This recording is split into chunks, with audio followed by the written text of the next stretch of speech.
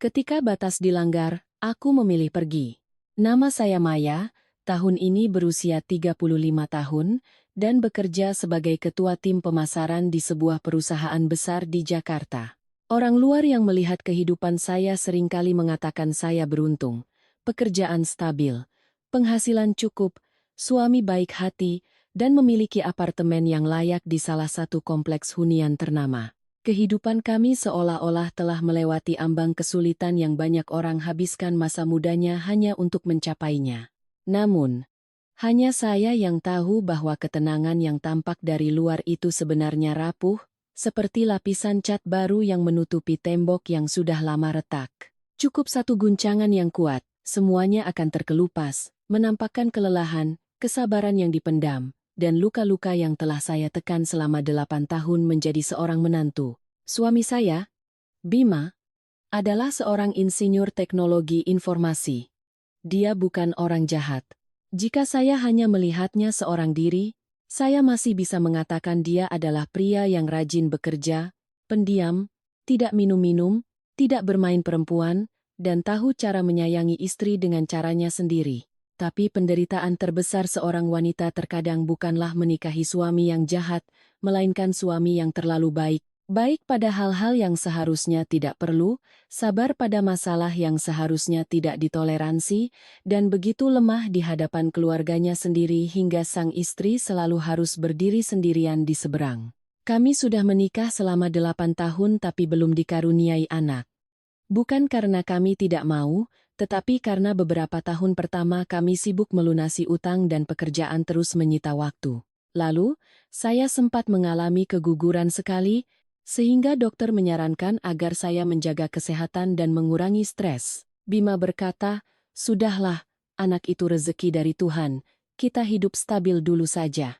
Saya mengiyakan, tetapi dalam hati saya sangat paham, jika saya tidak bekerja keras, jika saya tidak berusaha menjaga rumah ini tetap rapi, layak, dan kokoh, maka tidak akan ada yang namanya kestabilan. Apartemen 3 kamar tidur di kawasan Bintaro adalah sesuatu yang saya hargai lebih dari barang apapun yang pernah saya miliki. Itu bukan sekadar rumah. Itu adalah hasil tabungan setiap bulan. Malam-malam di mana saya terjaga hingga pukul 1 atau 2 pagi untuk merevisi laporan, makan siang yang sederhana, dan barang-barang bagus yang ingin saya beli, namun selalu saya urungkan. Itu adalah momen-momen ketika ibu kandung saya diam-diam memberikan buku tabungan lamanya, meminjamkan saya sejumlah besar uang, agar bisa membayar uang muka tepat waktu. Saat pertama kali memegang kunci apartemen, saya berdiri sangat lama di balkon, menatap deretan pohon di bawah dengan mata berkaca-kaca. Saya berpikir, mulai sekarang saya punya tempat untuk pulang, sebuah tempat yang cukup bersih dan tenang, sehingga setiap kali saya kelelahan di luar sana, saya tahu saya bisa bernapas dengan damai di sini. Namun, hidup seringkali tidak menghancurkan kita dengan badai besar. Hidup menghancurkan kita melalui orang-orang yang berstatus kerabat, dengan cara-cara mereka yang sewenang-wenang, yang mereka anggap wajar, dengan kalimat-kalimat yang terdengar bijak namun sebenarnya adalah tali yang perlahan-lahan menjerat leher kita setiap hari. Keluarga suami saya tinggal di sebuah kota kecil di dekat Bogor. Bapak mertua adalah seorang yang patriarkis, mantan pejabat desa, terbiasa dengan sikapnya yang jika berkata A harus A, jika B harus B. Ibu mertua, seumur hidupnya hanya berkutat di dapur, mulutnya selalu berkata sayang pada anak-anaknya, tetapi di dalam hatinya yang paling disayang adalah putri bungsunya yang bernama Wulan. Wulan adalah adik ipar saya, 4 tahun lebih muda dari Bima. Kalau boleh jujur, sejak saya melangkahkan kaki menjadi menantu di keluarga ini, saya belum pernah melihatnya hidup selayaknya orang dewasa yang sesungguhnya. Sekolahnya tidak selesai. Pekerjaan apapun selalu ditinggalkannya, suka berdandan, suka pamer, dan terbiasa menghabiskan uang orang lain seolah-olah itu adalah haknya.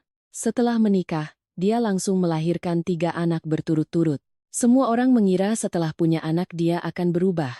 Tapi tidak, Wulan tetap sama, bahkan lebih buruk, karena sekarang semua akibat dari perbuatannya ditanggung oleh orang lain.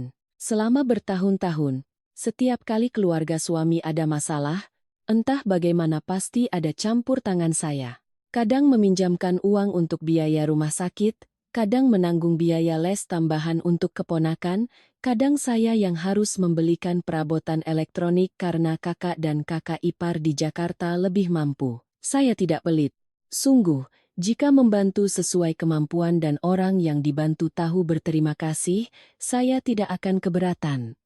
Yang membuat saya lelah adalah cara mereka menganggap semua pengorbanan saya sebagai kewajiban. Jika saya membantu, tidak ada yang ingat. Tapi jika sekali saja menolak, saya langsung dicap pelit. Ada malam-malam di mana saya duduk sendirian di ruang kerja, menatap catatan pengeluaran dengan perasaan sesak di dada. Saya bertanya pada diri sendiri, sebenarnya saya sedang membangun rumah tangga atau diam-diam memberi makan lubang tanpa dasar? Sekitar sebulan sebelum insiden itu terjadi, perusahaan saya mengadakan program penempatan staf untuk proyek ekspansi pasar di Bali. Ini adalah perjalanan dinas yang panjang, setidaknya 6 bulan, bahkan bisa lebih. Atasan memanggil saya ke ruangannya, mengatakan terus terang bahwa ini adalah kesempatan emas yang tidak semua orang dapatkan. Jika saya berhasil, tahun depan saya bisa dipromosikan ke posisi yang lebih tinggi. Saya memegang surat keputusan itu dengan perasaan campur aduk antara senang dan khawatir. Senang karena ini adalah buah dari kerja keras saya selama ini. Khawatir karena rumah dan suami akan saya tinggalkan, terlebih lagi suami saya sangat bergantung pada rutinitas yang susah payah saya ciptakan. Saya membicarakan hal ini dengan Bima, dia terdiam cukup lama, lalu berkata, "Nanti kita pikirkan lagi, tidak perlu buru-buru memutuskan." Saya pun berpikir tidak perlu tergesa-gesa, sampai malam itu tiba. Hari itu hari Jumat. Saya pulang kerja lebih awal dari biasanya, jadi saya mampir ke pasar membeli ikan dan sayuran, berencana memasak makan malam yang enak. Sepanjang minggu saya sangat lelah, dan hanya berharap akhir pekan bisa membersihkan rumah, menyirami beberapa pot anggrek di balkon, lalu tidur nyenyak. Baru saja saya menata makanan di meja. Bel pintu berbunyi bertubi-tubi. Bima pergi membukanya. Dan hanya beberapa detik kemudian, saya mendengar suara tangisan anak kecil, suara orang dewasa yang riuh, dan suara koper yang diseret di lantai keramik, seolah-olah ada keluarga yang baru pindah rumah. Saya melangkah ke ruang tamu dan terpaku. Bapak dan ibu mertua saya berdiri di ambang pintu, tangan mereka penuh dengan barang bawaan. Di belakang mereka, ada 3 anak kecil dengan penampilan kumal, rambut acak-acakan, wajah mereka kusut karena menangis dan lelah.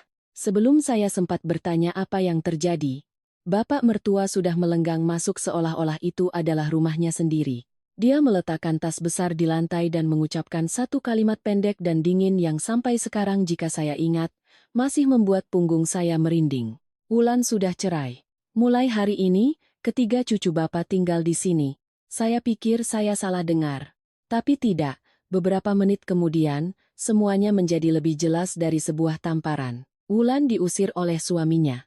Ketiga anaknya yang sulung berusia 7 tahun, yang tengah 5 tahun, dan yang bungsu baru 3 tahun tidak satupun mau diurus oleh ayah mereka. Bapak dan ibu mertua, karena kasihan pada anak dan cucu mereka, langsung mengemasi barang-barang dan membawa rombongan itu ke apartemen saya. Tanpa menelepon, tanpa bertanya, tanpa satu kata pun meminta izin. Ketika saya masih membeku, ketiga anak itu sudah berlarian di ruang tamu, menginjak karpet berbulu warna krem yang baru saja saya cuci dengan sepatu mereka yang kotor.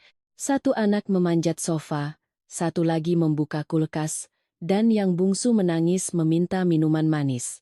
Ibu mertua menoleh pada saya dan menyuruh saya mencari baju bekas untuk anak-anak, sementara beliau sendiri duduk di sofa sambil terengah-engah, seolah-olah perjalanan jauh yang baru saja ditempuhnya sudah menuntaskan seluruh tanggung jawabnya. Makan malam hari itu berubah menjadi mimpi buruk di dalam rumah saya sendiri. Anak-anak berebut makanan, menumpahkan kuah sayur, dan memecahkan mangkuk. Bapak mertua, setelah menenggak segelas kecil minuman, menepuk dada dan berkata seolah memberi anugerah bahwa saya dan Bima bisa tenang bekerja, karena semua urusan rumah akan diurus oleh beliau dan istri. Beliau menekankan beberapa kali bahwa saya tidak perlu turun tangan untuk urusan apapun, mulai dari belanja, memasak, hingga memandikan anak-anak, mereka bisa melakukannya sendiri. Ibu mertua ikut menimpali, menyuruh saya menganggap rumah jadi lebih ramai karena ada suara anak-anak. Mendengar itu, wajah Bima tampak lega. Dia menoleh ke arah saya. Tatapannya seolah memohon agar saya bersabar demi menjaga suasana. Saya duduk diam, memegang sumpit tanpa bisa menelan apapun. Karena lebih dari siapapun, saya tahu janji-janji itu hanyalah angin lalu. 2 orang tua, 3 anak kecil, dalam sebuah apartemen yang membutuhkan kerapian mutlak agar saya bisa bekerja dan beristirahat. Bagaimana mungkin semua itu tidak menjadi kacau? Malam itu, setelah membersihkan meja makan yang porak-poranda yang seharusnya bukan tugas saya masuk ke ruang kerja. Saya membuka laci, mengambil surat keputusan penempatan tugas, dan menatapnya lama sekali. Stempel merah terang itu terdiam di atas kertas putih. Untuk pertama kalinya, saya tidak lagi melihatnya hanya sebagai peluang karir. Saya melihatnya seperti sebuah pintu, dan firasat saya saat itu terasa dingin seperti es. Jika saya tidak melangkah keluar dari pintu itu, maka rumah yang telah saya bangun dengan keringat ini tidak akan lagi menjadi tempat bernaung, melainkan akan menjadi sebuah tempat penampungan yang bising, di mana orang-orang dengan seenaknya menginjak-injak semua batas privasi saya lalu menyebutnya kekeluargaan. Saya melipat surat itu dengan hati-hati, memasukkannya ke dalam map, lalu mematikan lampu. 3 hari kemudian, firasat itu menjadi kenyataan. 3 hari kemudian, saya baru benar-benar memahami arti dari kata bertahan. Bukan bertahan dari ucapan yang menyakitkan, makan malam yang canggung, atau beberapa barang yang bergeser dari tempatnya. Melainkan bertahan dari perasaan bahwa tempat yang pernah saya rawat setiap sudutnya, setiap gorden, setiap pot tanaman, setiap aroma yang akrab tiba-tiba berubah menjadi tempat yang begitu asing, hingga setiap kali saya memasukkan kunci untuk membuka pintu, hati saya terasa berat seolah ada batu besar yang diletakkan di dada. Pagi pertama setelah bapak dan ibu mertua membawa ketiga cucunya, saya bangun pukul 5.30 seperti biasa. Kebiasaan bertahun-tahun membuat saya otomatis berjalan ke dapur, mencuci beras, menyalakan penanak nasi, dan mengeluarkan daging dari kulkas untuk dicairkan. Namun, begitu membuka pintu kamar, saya melihat ruang tamu berantakan seperti baru saja diterpa angin kencang. Bantal sofa tergeletak di lantai, kotak biskuit terbuka dengan remah-remahnya bertebaran di mana-mana. Adi, anak sulung, tidur melintang di sofa dengan kaus kaki kotor masih melekat di kakinya. Sita yang tengah, meringkuk di bawah dengan selimut tipis, memeluk boneka beruang saya yang diambilnya dari kamar tidur. Dan Budi, si bungsu, mengompol di atas kasur lipat yang semalam dikeluarkan ibu mertua dari lemari. Saya berdiri mematung sejenak, tak bisa berkata apa-apa. Ibu mertua keluar dari kamar tamu, wajahnya masih mengantuk. Melihat saya menatap genangan ompol di kasur, beliau hanya menghela napas dan berkata, namanya juga anak-anak, nak, dia masih kecil, mana tahu apa-apa. Nanti ibu cuci. Saya hanya mengangguk pelan tanpa menjawab. Tetapi sampai saya pulang kerja malam itu, kasur itu masih tergeletak di tempat yang sama, hanya digulung dan diselipkan di sudut balkon. Bau pesing bercampur lembab menusuk hidung. Dapur penuh dengan piring kotor yang belum dicuci, nasi sisa di penanak sudah berkerak, dan di bawah meja makan ada sosis bekas gigitan.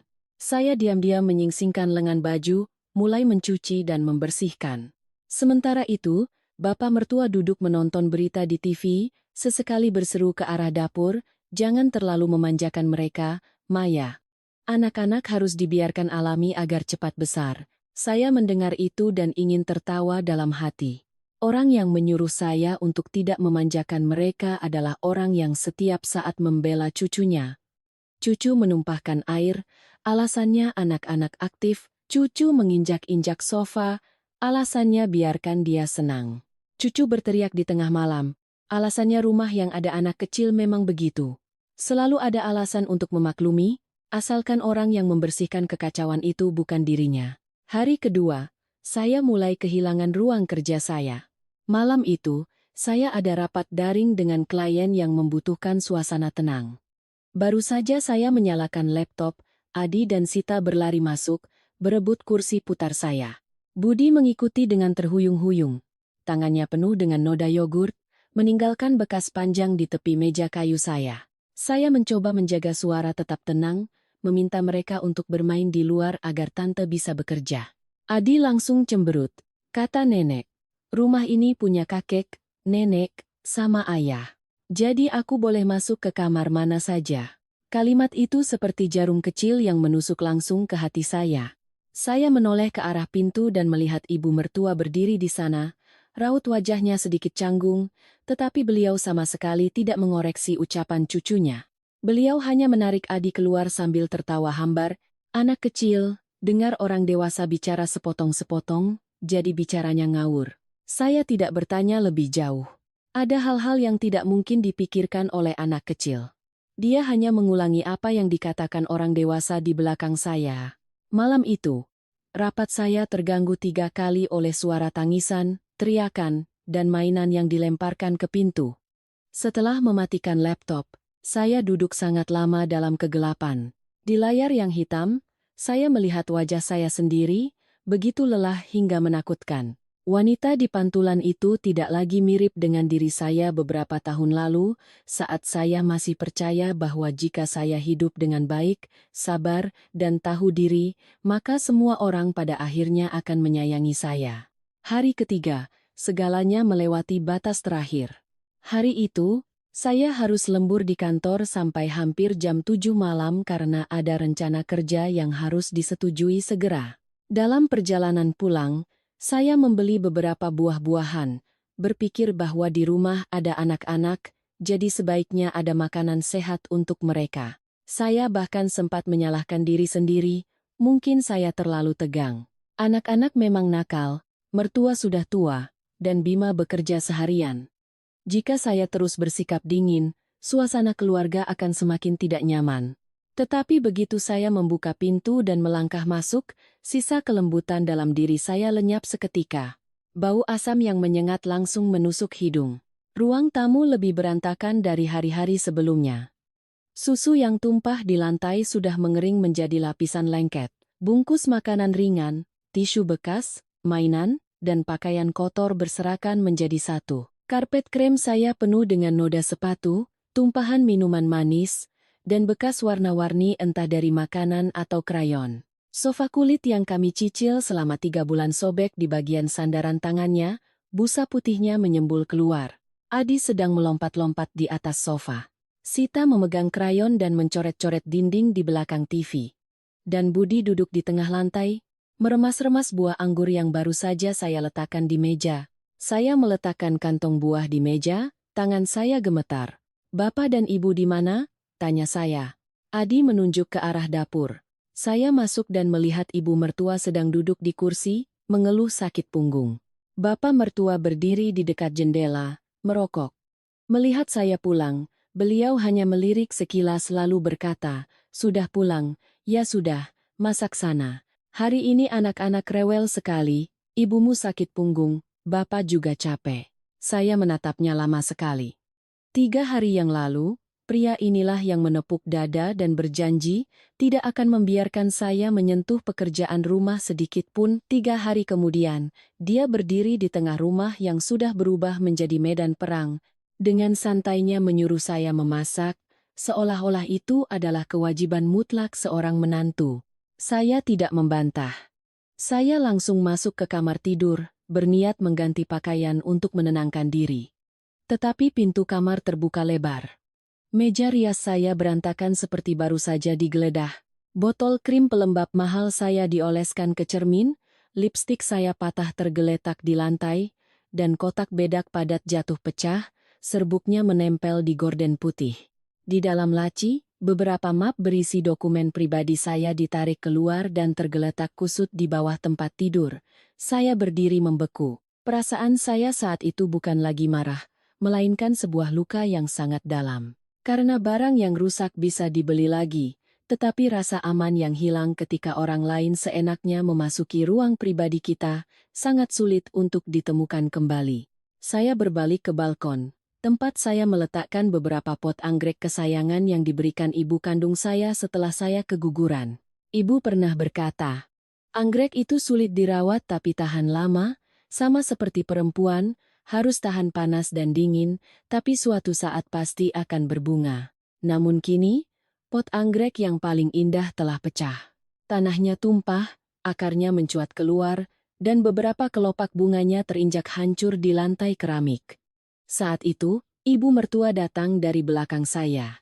Beliau melihat pot yang pecah itu dan berkata dengan enteng, "Cuma tanaman, Nak. Namanya juga anak-anak, jangan diambil hati." Saya berbalik menatapnya. Bapak mertua juga keluar dengan wajah kesal. "Kenapa mukamu begitu? Rumah tambah ramai dengan cucu ya harus berisik sedikit. Kamu jadi menantu harus berlapang dada, jangan apa-apa cemberut, bikin orang lain tidak nyaman." Tiba-tiba saya merasa semua kata-kata menjadi sia-sia. Bagi mereka, rumah ini bukan hasil keringat saya. Usaha saya tidak ada artinya. Privasi saya tidak penting. Saya hanyalah seorang wanita yang bertugas mencari uang, pulang ke rumah untuk memasak, membersihkan, bersabar, dan tersenyum di hadapan semua pelanggaran yang mengatasnamakan keluarga. Malam itu, saya tetap memasak. Saya membuat ikan goreng, sayur sop, dan telur dadar, menatanya dengan lengkap di meja. Bapak dan ibu mertua makan dengan lahap, bahkan memuji saya tahu diri. Bima sesekali mengambilkan lauk untuk saya. Tatapannya seolah berterima kasih karena saya tidak memperpanjang masalah. Saya menatapnya, dan hati saya mendingin sedikit demi sedikit.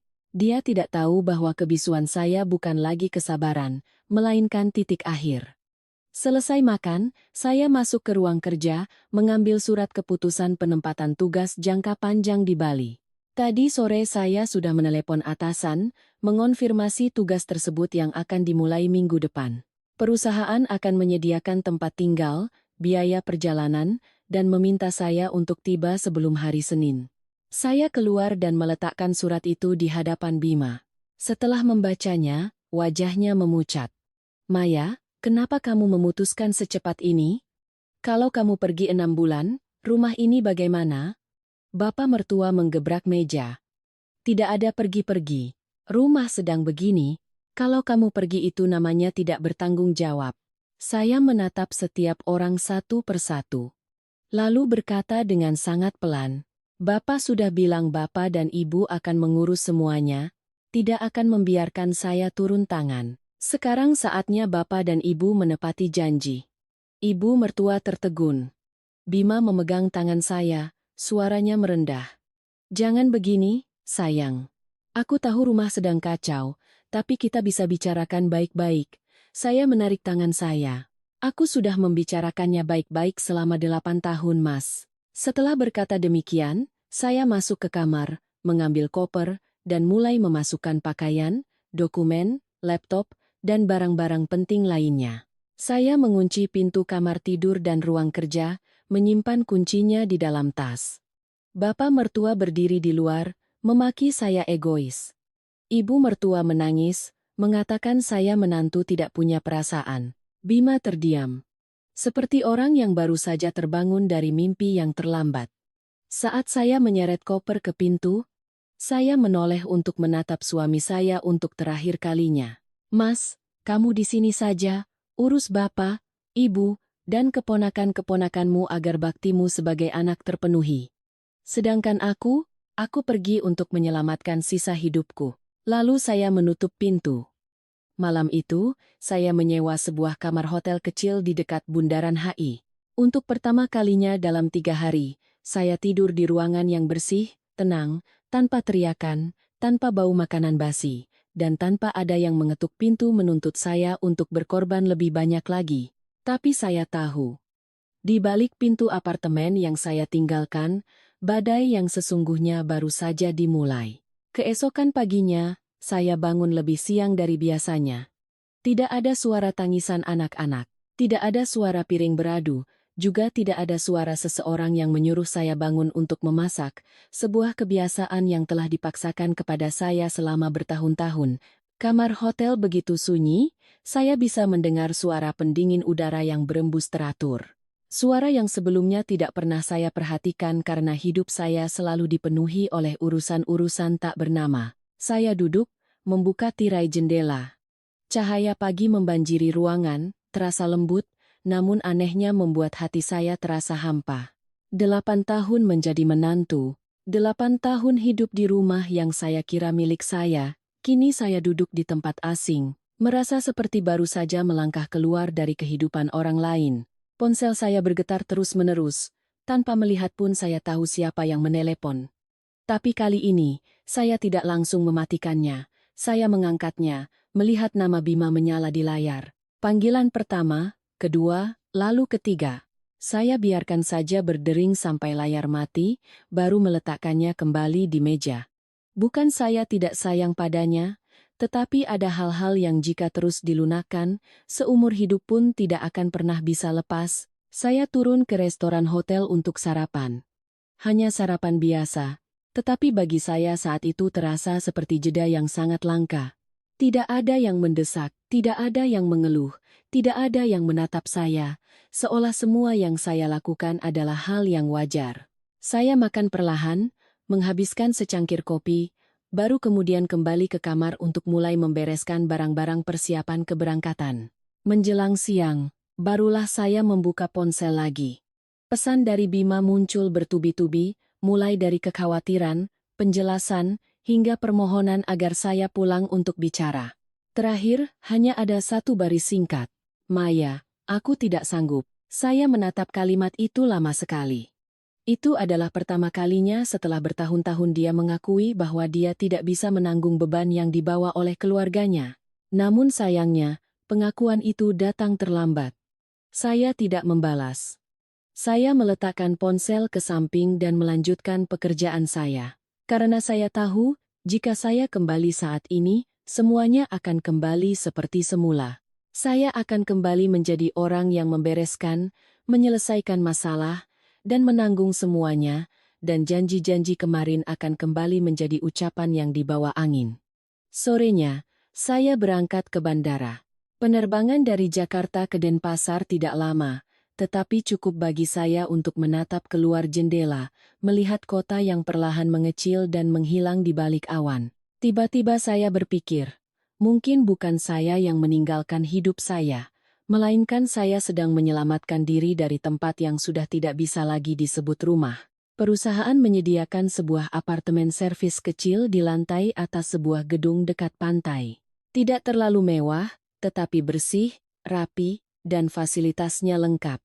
Malam pertama, saya berdiri di balkon, menatap arus kendaraan di bawah, mendengar debur ombak dari kejauhan. Hati saya terasa sedikit lebih ringan. Setidaknya di sini, saya bisa bernapas tanpa harus was-was. Tapi ketenangan itu tidak berlangsung lama. Malam itu, saya membuka aplikasi kamera CCTV di rumah. Sistem kamera itu sudah saya pasang sejak lama untuk keamanan. Tidak disangka, sekarang justru menjadi satu-satunya cara bagi saya untuk melihat dengan jelas apa yang terjadi di dalam rumah saya sendiri. Layar pertama yang muncul adalah ruang tamu. Saya nyaris tidak mengenalinya. Lantai kotor dan lengket, barang-barang berserakan, TV menyala dengan suara keras. Adi dan Sita berlarian saling kejar di sekitar meja makan sambil berteriak. Budi duduk di lantai, memegang remote TV yang tutup baterainya sudah terbuka, dan memasukkan sebuah baterai ke mulutnya seperti mainan. Alis saya berkerut. Di sudut dapur, ibu mertua sedang berusaha mengepel lantai, tetapi baru sebentar beliau sudah harus berdiri sambil memegangi punggungnya, wajahnya meringis. Bapak mertua berdiri di dekat pintu, suaranya terdengar kesal. Ibu ini mengepel bagaimana, kok makin kotor? Sudah, biar bapak saja. Tapi beliau hanya memegang gagang pel beberapa menit, lalu meletakkannya dan pergi ke balkon untuk merokok. Semuanya persis seperti yang saya duga. Tidak ada yang benar-benar bisa melakukan apa yang telah mereka janjikan.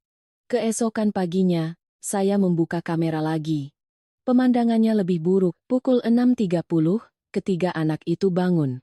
Tidak ada yang menyiapkan sarapan. Tidak ada yang menyuruh mereka cuci muka atau ganti baju. Adi membuka kulkas sendiri.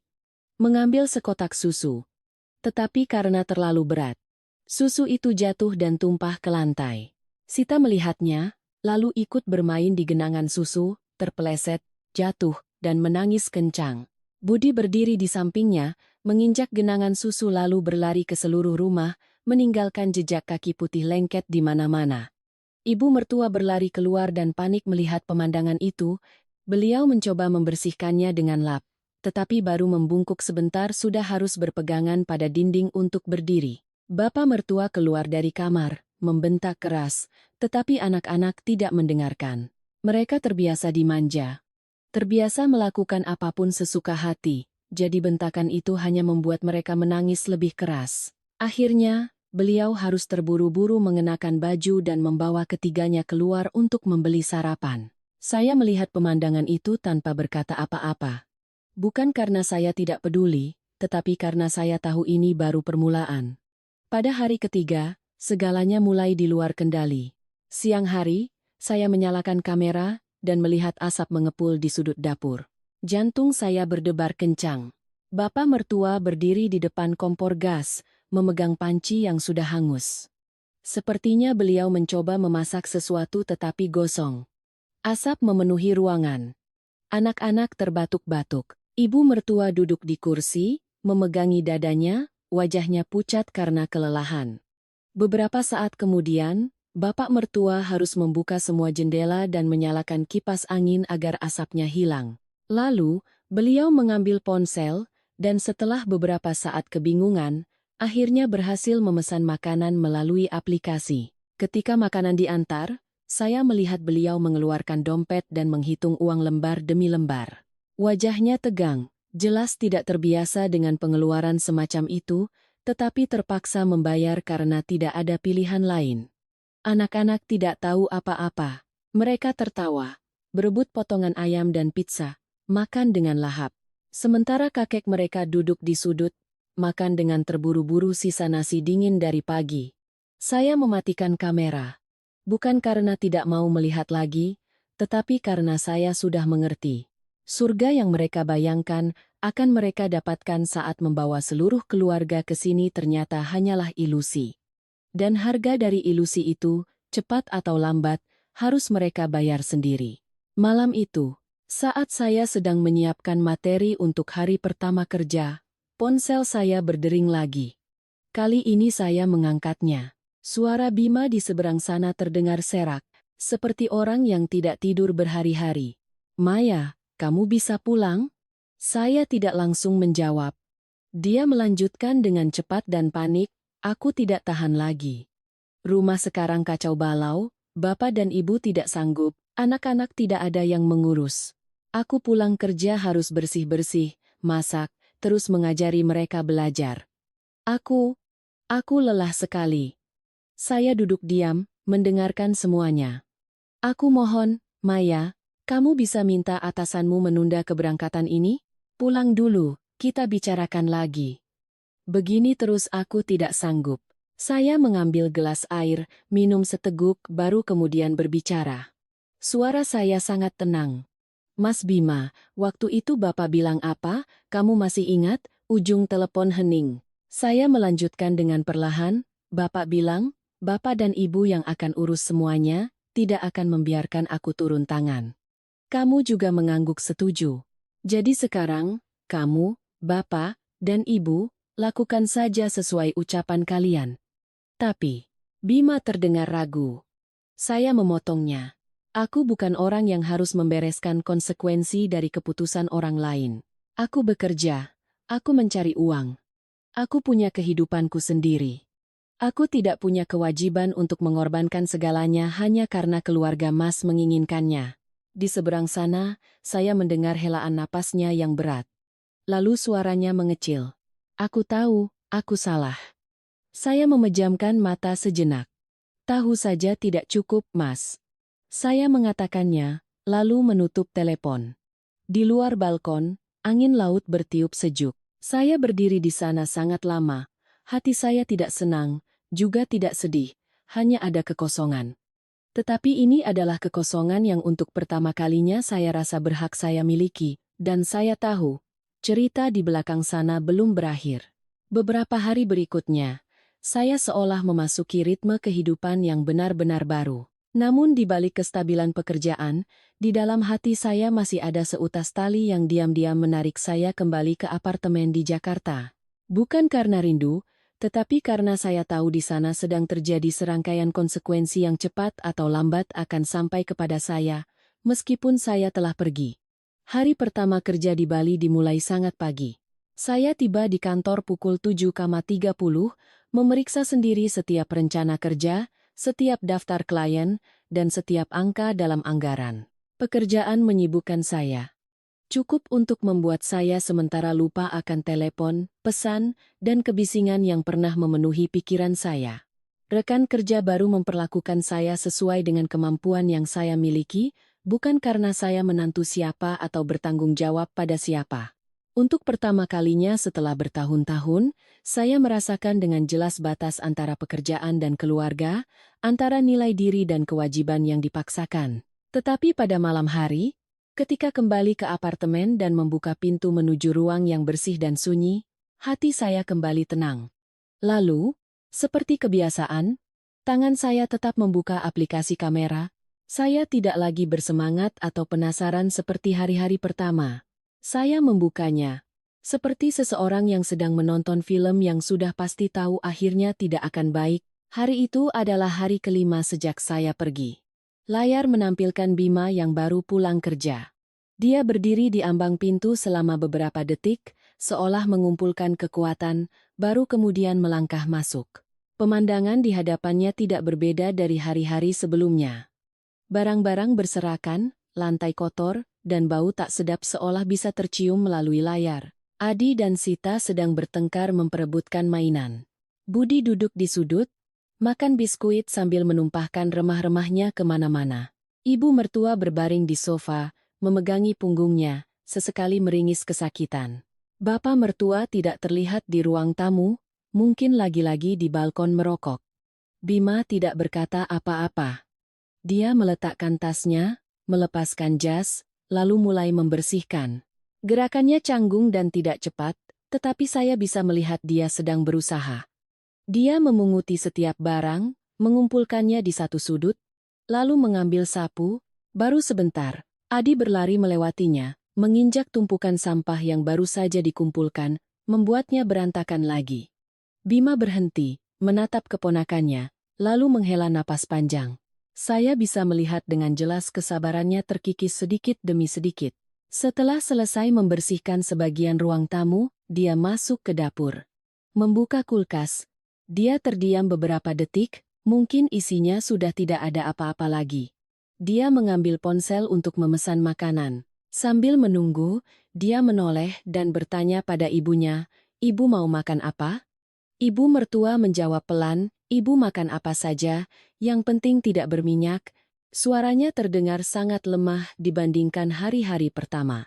Saya tahu bukan karena beliau tidak mau melakukan apa-apa, melainkan tubuhnya sudah tidak mengizinkan. Ketika makanan datang, Bima memberikannya kepada anak-anak, mengingatkan mereka untuk makan dengan tenang. Tetapi hanya beberapa menit kemudian, meja makan kembali menjadi medan perang kecil. Minuman tumpah, saus tomat berlepotan di tangan dan wajah mereka. Bima membersihkan yang satu, menenangkan yang lain, lalu menatap nasi di piringnya sendiri yang sudah dingin. Saat itulah saya mematikan kamera. Bukan karena tidak mau melihat lagi, tetapi karena saya telah memahami satu hal. Apa yang telah saya lakukan selama 8 tahun bukanlah hal sepele. Itu adalah sebuah roda besar yang ketika saya menarik diri, barulah orang-orang yang tersisa merasakan betapa beratnya roda itu. Keesokan harinya, saya menerima telepon dari nomor tak dikenal. Saya langsung tahu siapa itu. Saya biarkan berdering beberapa kali baru mengangkatnya. Suara bapak mertua terdengar, tidak lagi membentak seperti sebelumnya, tetapi masih membawa nada ketidaksenangan. "Maya, kamu di mana?" "Saya sedang dinas di Bali, Pak." Jawab saya singkat. Beliau terdiam sejenak, lalu melanjutkan, "Rumah sekarang kacau sekali. Kamu atur waktu untuk pulang. Bapak dan ibu sudah tua, tidak sanggup mengurus 3 anak kecil."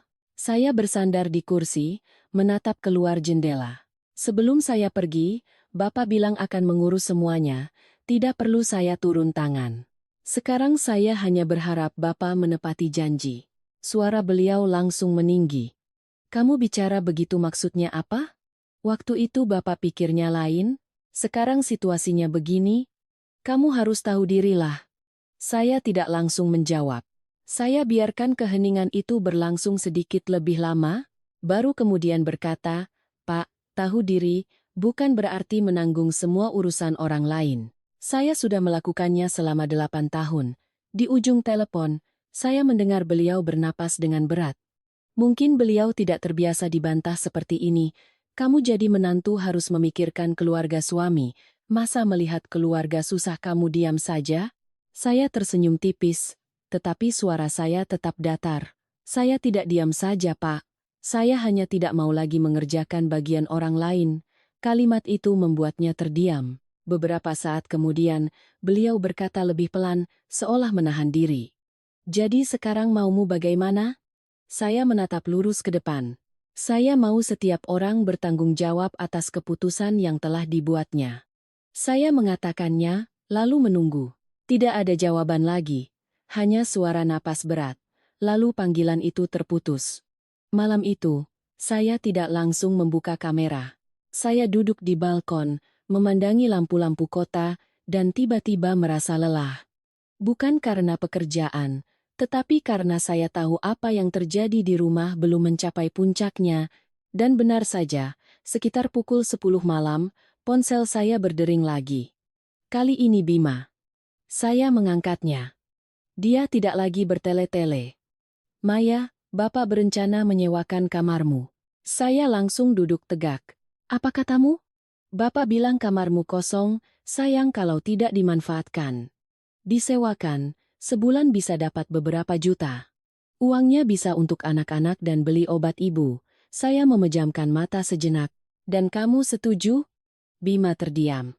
Keheningan itu sudah cukup bagi saya untuk mengerti. Mas belum sempat bilang apa-apa. Bapak sudah menelepon orang.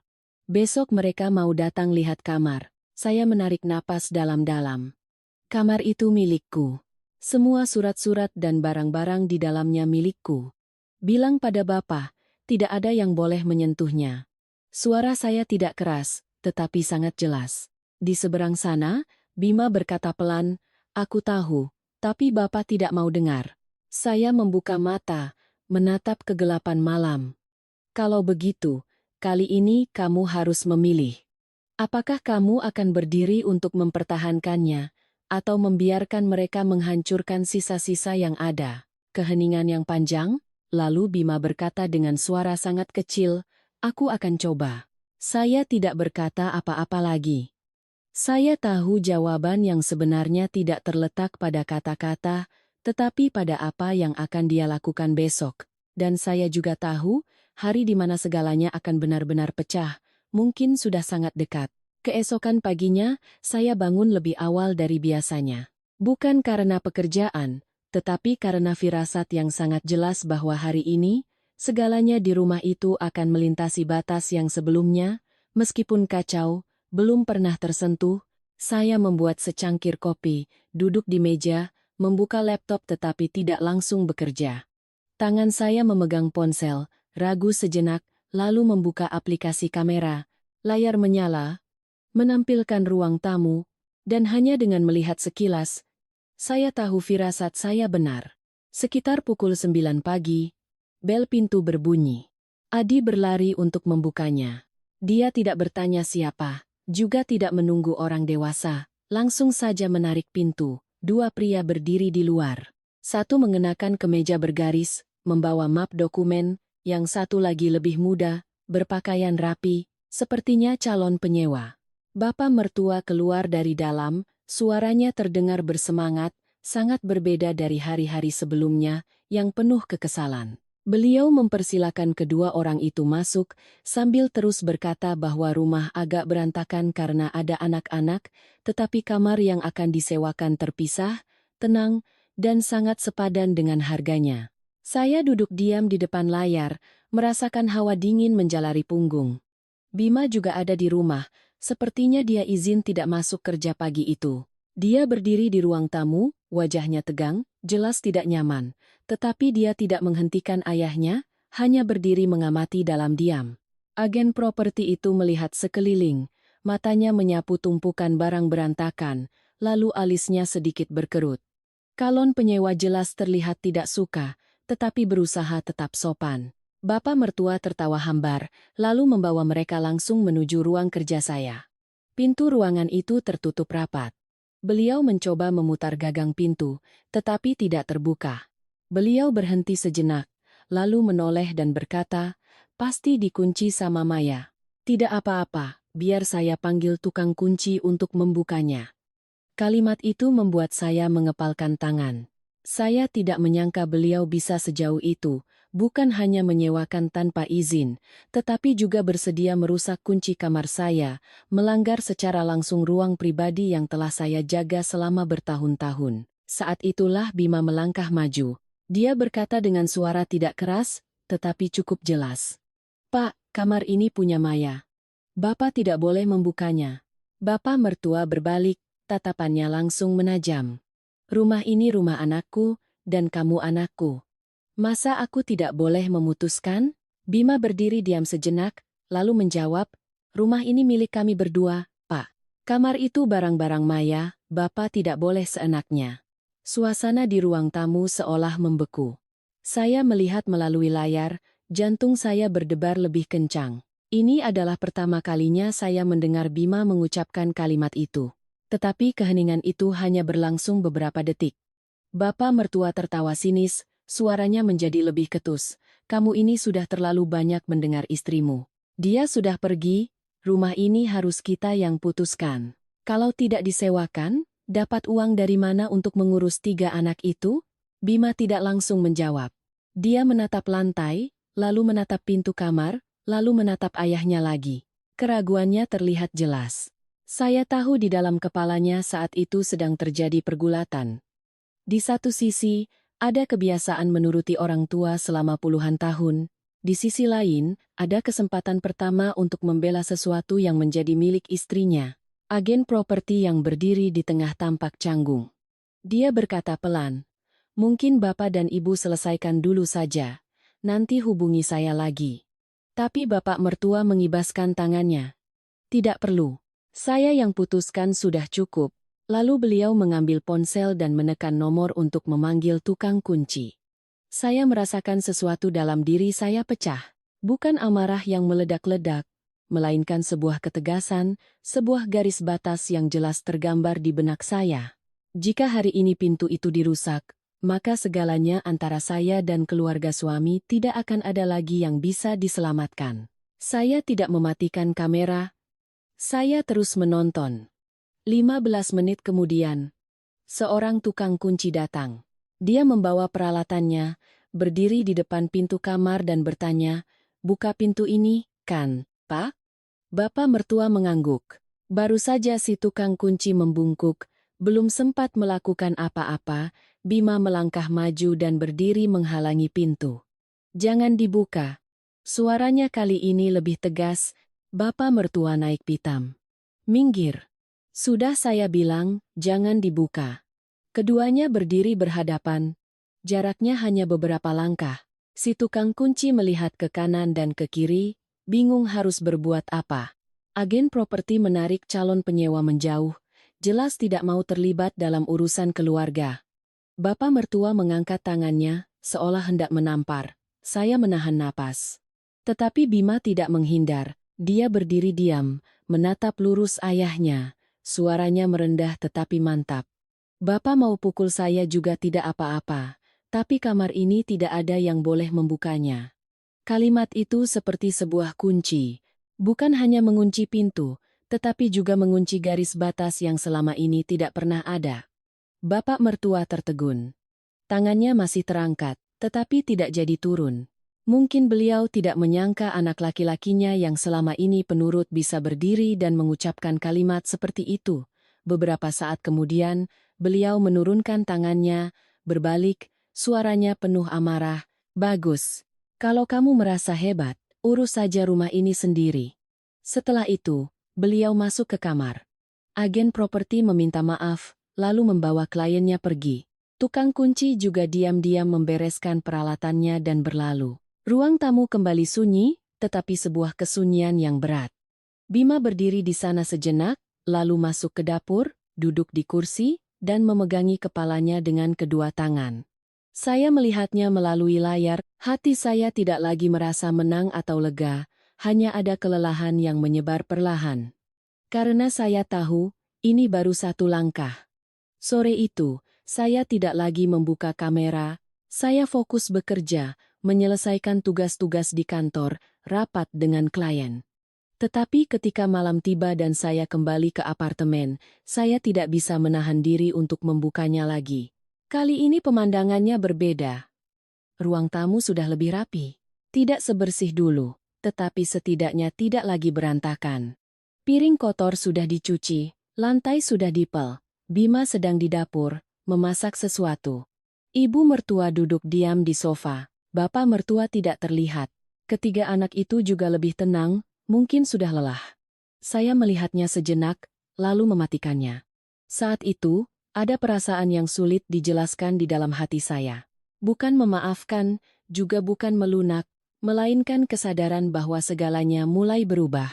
Tetapi harga yang harus dibayar untuk perubahan itu pastinya tidak ringan. Dan saya paham, krisis yang lebih besar masih menunggu di depan.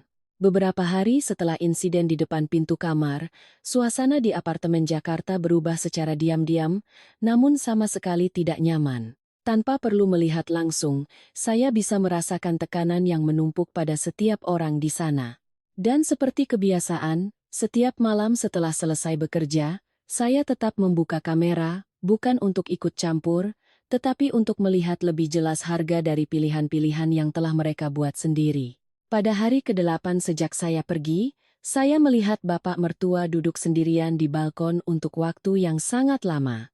Langit sudah gelap, tetapi beliau belum menyalakan lampu. Hanya duduk di sana dengan rokok yang menyala di tangan, cahayanya berpendar dalam kegelapan. Dulu saya sering melihatnya merokok seperti itu, tetapi kali ini ada yang berbeda. Bukan lagi postur seorang pria yang terbiasa memberi perintah, melainkan seperti seseorang yang sedang buntu dan tidak tahu harus berbuat apa. Di dalam rumah, Bima masih sibuk di dapur. Saya melihatnya memotong sayur, mengiris daging, gerakannya masih canggung tetapi sudah lebih terbiasa. Ketiga anak kecil itu duduk di depan TV sambil makan nasi kotak, tidak ada lagi adegan berebut dan berteriak seperti sebelumnya. Mungkin karena lelah. Atau mungkin karena tidak ada lagi yang membujuk mereka setiap kali berulah. Ibu mertua berbaring di kamar dengan pintu sedikit terbuka. Saya tidak bisa melihat wajahnya dengan jelas, tetapi sesekali saya melihatnya mengubah posisi, tangannya memijat punggung, jelas rasa sakitnya tidak berkurang, malah semakin parah. Saat itulah saya menyadari satu hal yang selama ini selalu saya coba hindari. Bukan karena saya pergi maka keluarga ini mulai mengalami kesulitan, tetapi kesulitan itu sebenarnya sudah ada sejak lama. Hanya saja, selama ini saya berdiri di tengah dan menanggung sebagian besarnya, sehingga orang lain tidak menyadarinya. Malam itu, sekitar pukul 10, ponsel saya berdering lagi. Kali ini bukan Bima, melainkan ibu mertua.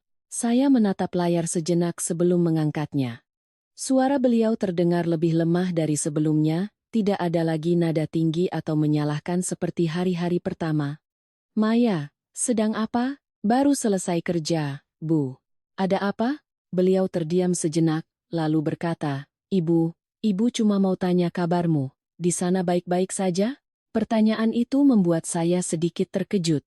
Selama 8 tahun, sangat jarang beliau menanyakan hal sesederhana itu tanpa disertai permintaan atau tuntutan. "Saya baik-baik saja, Bu." Beliau kembali terdiam. Saya mendengar helaan napasnya yang pelan. "Di rumah akhir-akhir ini banyak sekali urusan. Ibu juga lelah." Saya tidak langsung menjawab. Saya tahu, ini bukan sekadar panggilan untuk menanyakan kabar, ini adalah cara untuk memulai pembicaraan. "Saya tahu," kata saya. Beliau bergumam pelan, lalu melanjutkan dengan suara lebih kecil, "Anak-anak itu sulit sekali diurus, Nak. Ibu sudah tua, tidak sanggup lagi. Bima seharian kerja, pulang masih harus urus macam-macam. Ibu lihat dia kurusan. Saya memejamkan mata sejenak. Iya. Kamu bisa pulang beberapa hari? Pertanyaan yang ditunggu-tunggu akhirnya keluar juga. Saya membuka mata, menatap keluar balkon. Angin laut masih berembus teratur, membawa hawa asin yang lembab. Bu, saya sedang ada tugas kantor, tidak bisa pulang di tengah-tengah. Suara saya tetap pelan tetapi jelas. Beliau terdiam cukup lama. Saya pikir beliau akan menyalahkan saya, mengatakan saya tidak punya perasaan seperti sebelumnya, tapi tidak. Oh, iya, ibu mengerti. Hanya 2 kata itu, tetapi terasa aneh. Jaga kesehatan ya di sana, kerja juga jangan terlalu keras. Saya bergumam pelan. Lalu panggilan berakhir, saya meletakkan ponsel. Hati saya tidak ringan juga tidak berat. Hanya saja, ada sesuatu yang sedang berubah, tetapi belum cukup jelas untuk diberi nama. 2 hari kemudian, krisis yang telah saya rasakan firasatnya akhirnya terjadi. Sore itu, saya baru saja selesai rapat panjang dan hendak pulang ke apartemen ketika ponsel saya bergetar terus-menerus. Saya membukanya dan melihat serangkaian panggilan tak terjawab dari Bima. Saya menelepon balik. Belum sempat saya berkata apa-apa, suara Bima sudah terdengar, panik dan tergesa-gesa. Maya, ibu. Ibu pingsan. Saya terpaku. Pingsan. Sekarang bagaimana? Aku di rumah sakit. Dokter bilang tekanan darah ibu tinggi, ditambah stres berhari-hari. Mungkin harus dirawat inap untuk observasi. Saya terdiam beberapa detik. Bapak di mana? Bapak di sini? Beliau. Beliau juga panik. Saya menarik napas dalam-dalam. Lalu ketiga anak itu, aku titipkan sementara ke tetangga, tapi tidak bisa lama-lama. Suara Bima mulai terdengar putus asa. Maya, aku benar-benar tidak tahu harus bagaimana. Saya mendengar dengan jelas ketidakberdayaannya.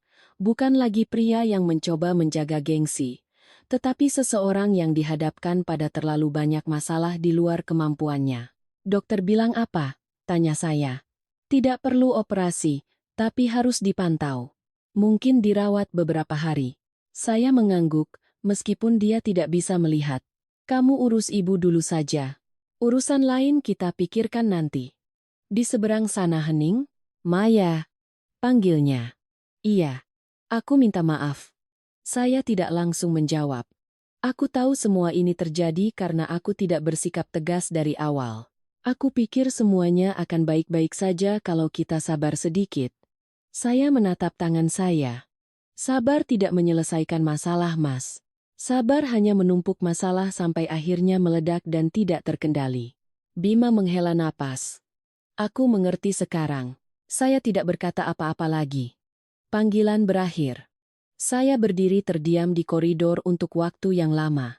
Untuk pertama kalinya, saya melihat dengan jelas lingkaran setan yang telah diciptakan oleh keluarga itu. Perlindungan buta untuk Wulan, sikap sewenang-wenang bapak mertua, kepasrahan ibu mertua, dan kebisuan Bima.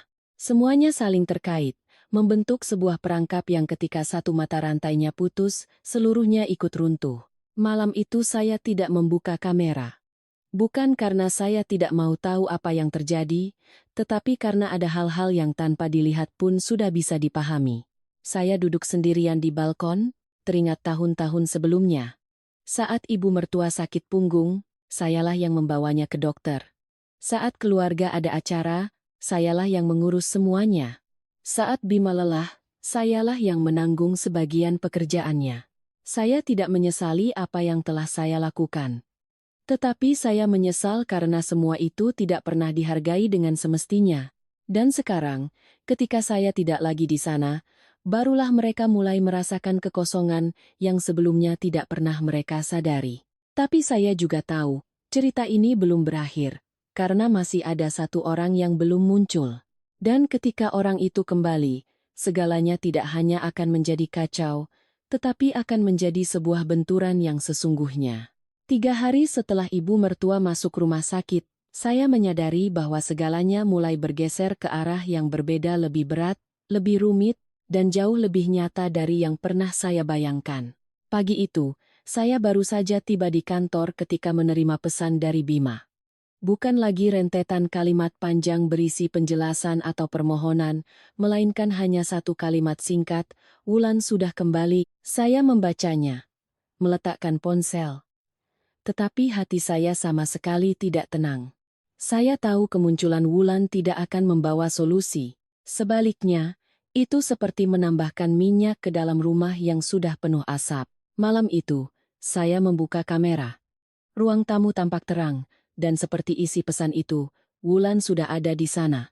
Tetapi wanita yang berdiri di tengah ruang tamu saat itu tidak seperti citra yang saya kenal. Rambutnya acak-acakan, wajahnya kuyu, pakaiannya kusut, dan matanya selalu melirik ke sana kemari seolah takut ada yang mengawasinya. Ketiga anaknya, melihat ibu mereka, langsung berlari menghambur, memeluk kakinya sambil menangis haru bercampur sedih. Wulan juga memeluk mereka dan ikut menangis, tetapi pelukan itu tidak membuat saya merasa hangat. Itu lebih seperti seseorang yang sedang berpegangan pada hal terakhir yang tersisa. Bima berdiri beberapa langkah darinya, tidak mendekat. Bapak mertua masuk dari balkon, tatapannya bercampur antara marah dan cemas. "Sekarang kamu baru berani pulang?" katanya. Suaranya tertahan. Wulan mengangkat wajah. Matanya merah. "Aku tidak punya tempat lain lagi, Pak." Kalimat itu membuat ruangan menjadi hening sejenak, tetapi keheningan itu tidak berlangsung lama. Bima angkat bicara, suaranya tidak keras, tetapi penuh ketegangan. "Jujur sama Mas. Sebenarnya soal perceraian itu bagaimana? Pihak sana menelepon Mas, bilang banyak hal yang tidak sama dengan yang kamu ceritakan." Wulan menghindari tatapannya, memeluk Budi lebih erat. "Aku dipaksa mereka, Mas. Aku tidak melakukan kesalahan apapun. Saya melihat melalui layar dan merasakan sebuah perasaan yang sangat akrab.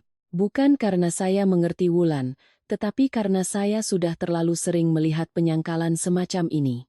Ketika seseorang tidak lagi bisa mengendalikan konsekuensi, mereka seringkali memilih untuk menyangkal tanggung jawab terlebih dahulu."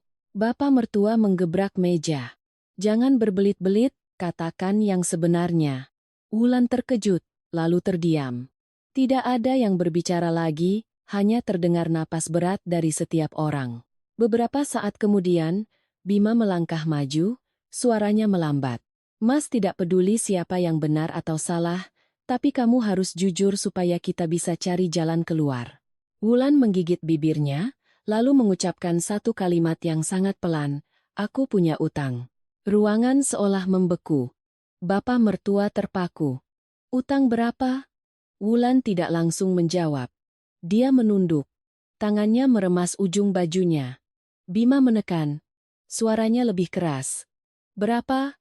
"Sekitar 200 juta. Saya mendengar angka itu dan hati saya mendingin, tetapi reaksi bapak mertua jauh lebih hebat. "200 juta? Kamu pakai untuk apa uang sebanyak itu?" Wulan mulai menangis.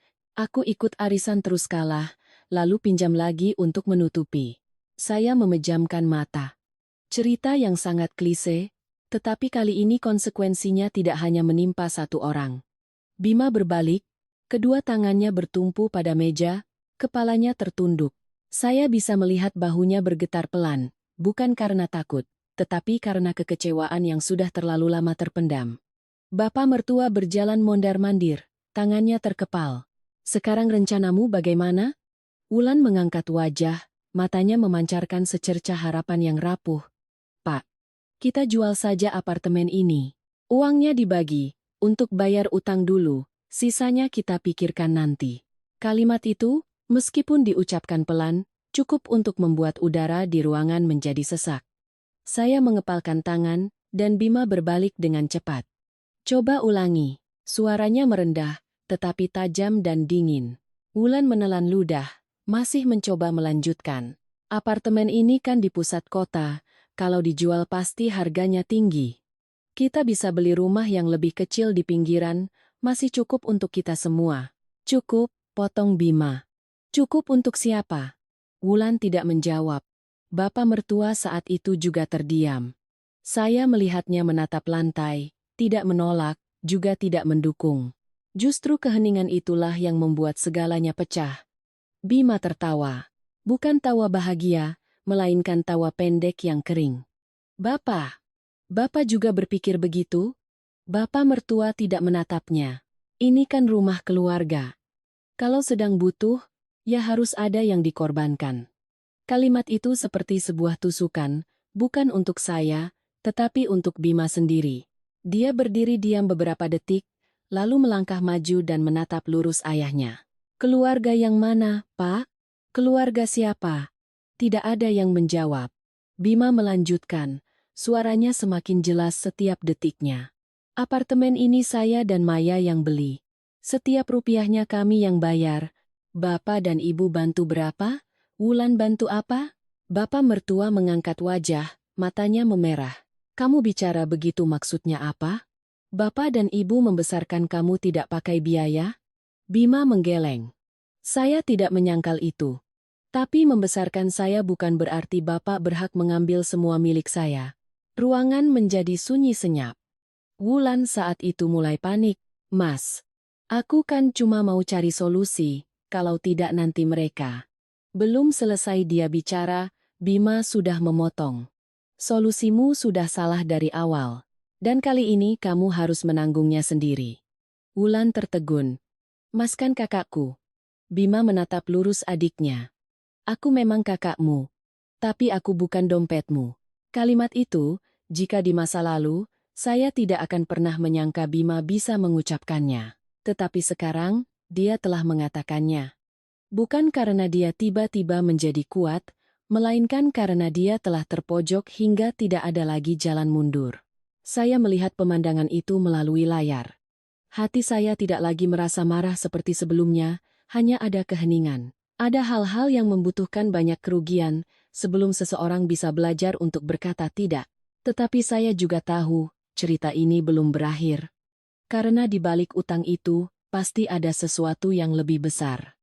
Dan ketika itu terungkap, semuanya tidak akan bisa kembali seperti semula. Setelah ucapan Bima, ruangan itu jatuh ke dalam keheningan yang sangat panjang. Tidak ada yang membantah lagi, juga tidak ada yang mau mengalah. Saya, yang berada di Bali dan mengamati lewat layar, merasakan dengan jelas satu hal. Ikatan yang selama ini dianggap paling kuat dalam keluarga itu mulai retak. Wulan tidak lagi menangis. Dia duduk diam dengan kepala tertunduk, tetapi saya bisa melihat tangannya terkepal hingga memutih. Itu bukan penyesalan, itu adalah perhitungan. Bapak mertua bangkit, berjalan mondar-mandir di ruang tamu. Akhirnya, beliau berhenti di hadapan Bima, suaranya merendah tetapi berat. Jadi maksudmu, kamu akan membiarkan adikmu begitu saja? Bima tidak langsung menjawab. Dia melihat ke arah ketiga keponakannya, lalu menoleh kembali. Saya tidak akan membiarkannya, tapi saya juga tidak bisa menanggung semuanya. Bapak mertua tertawa sinis. Kalau bukan kamu, siapa lagi? Kamu kakaknya. Saya memang kakaknya, tapi saya juga suaminya Maya, balas Bima, kali ini tanpa menghindar. Kalimat itu membuat saya sedikit tertegun. Itu adalah pertama kalinya dia menempatkan kedua perannya di atas timbangan dengan begitu jelas. Bapak mertua belum sempat berkata apa-apa lagi, bel pintu berbunyi. Bunyinya tidak keras, tetapi bertubi-tubi dan terus-menerus, seolah orang di luar tidak berniat menunggu. Adi berlari ke depan, tetapi kali ini Bima lebih cepat. Dia menarik keponakannya ke belakang dan membuka pintu sendiri. 4 pria berdiri di luar. Mereka tidak mengenakan seragam khusus, tetapi hanya dengan melihatnya sekilas, sudah jelas mereka bukan tamu biasa. Pria yang memimpin, berusia sekitar 40-an, bertubuh tinggi, dengan bekas luka panjang di wajahnya dari pelipis hingga pipi. 3 orang di belakangnya berdiri sedikit terpisah, tatapan mereka dingin. Ini rumahnya Wulan, kan?